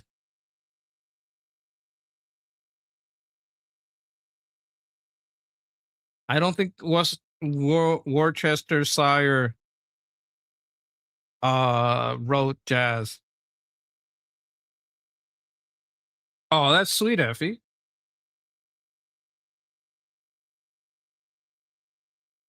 I wonder if the people at Leicestershire put Worcestershire on their food. I have no idea.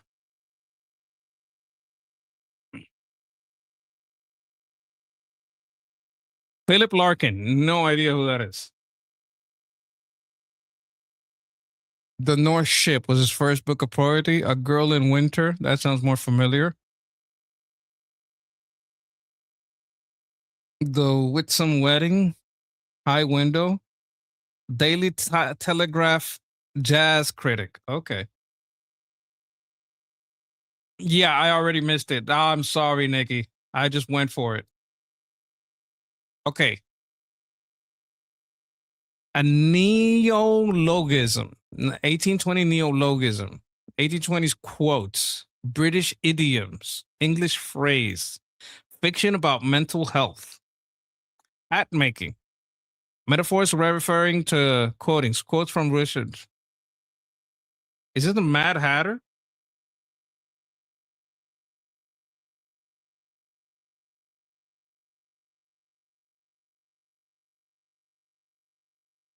I think this is the Mad Hatter, right? Metaphors referring to clothing.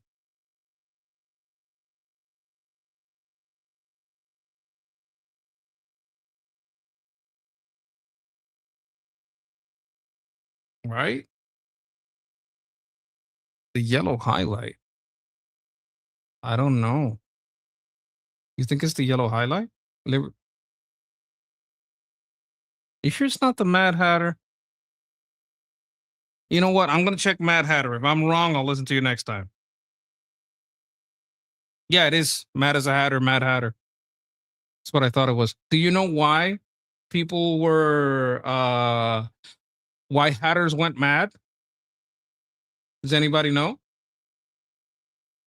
Because of chemicals in hat stuff. Hat stuff made you crazy.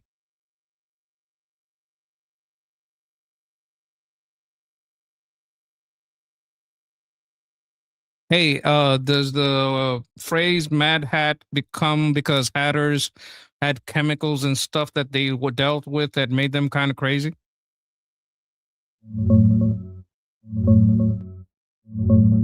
Yeah, that's pretty much it.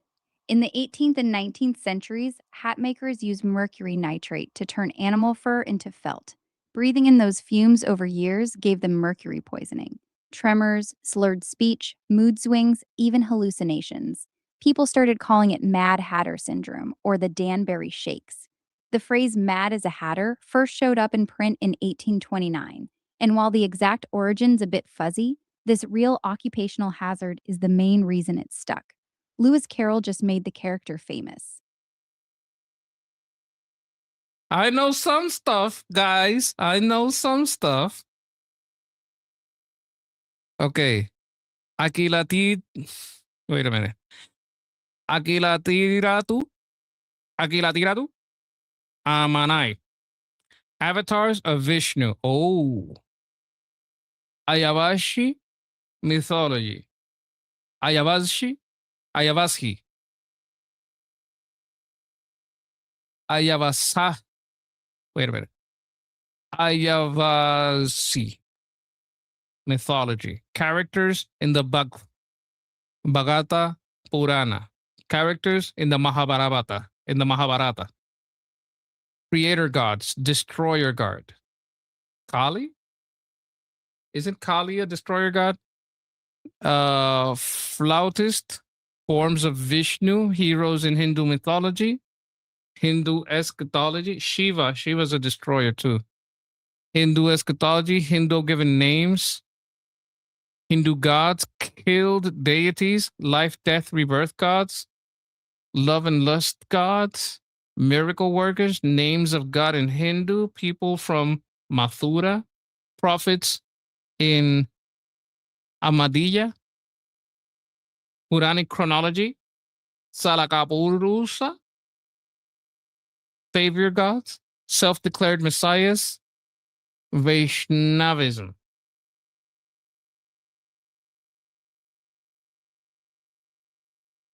Oh my God.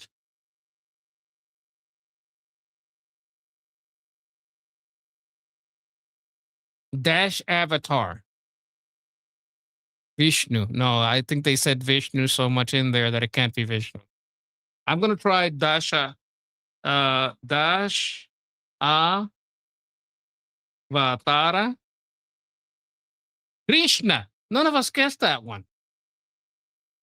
I think it's because I always see him giving flowers at the airport. Krishna. Hmm. Do you know that? Have you guys ever heard of the Hare Krishna?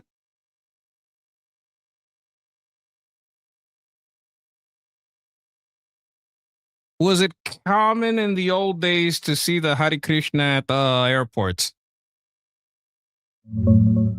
Oh, yeah, super common.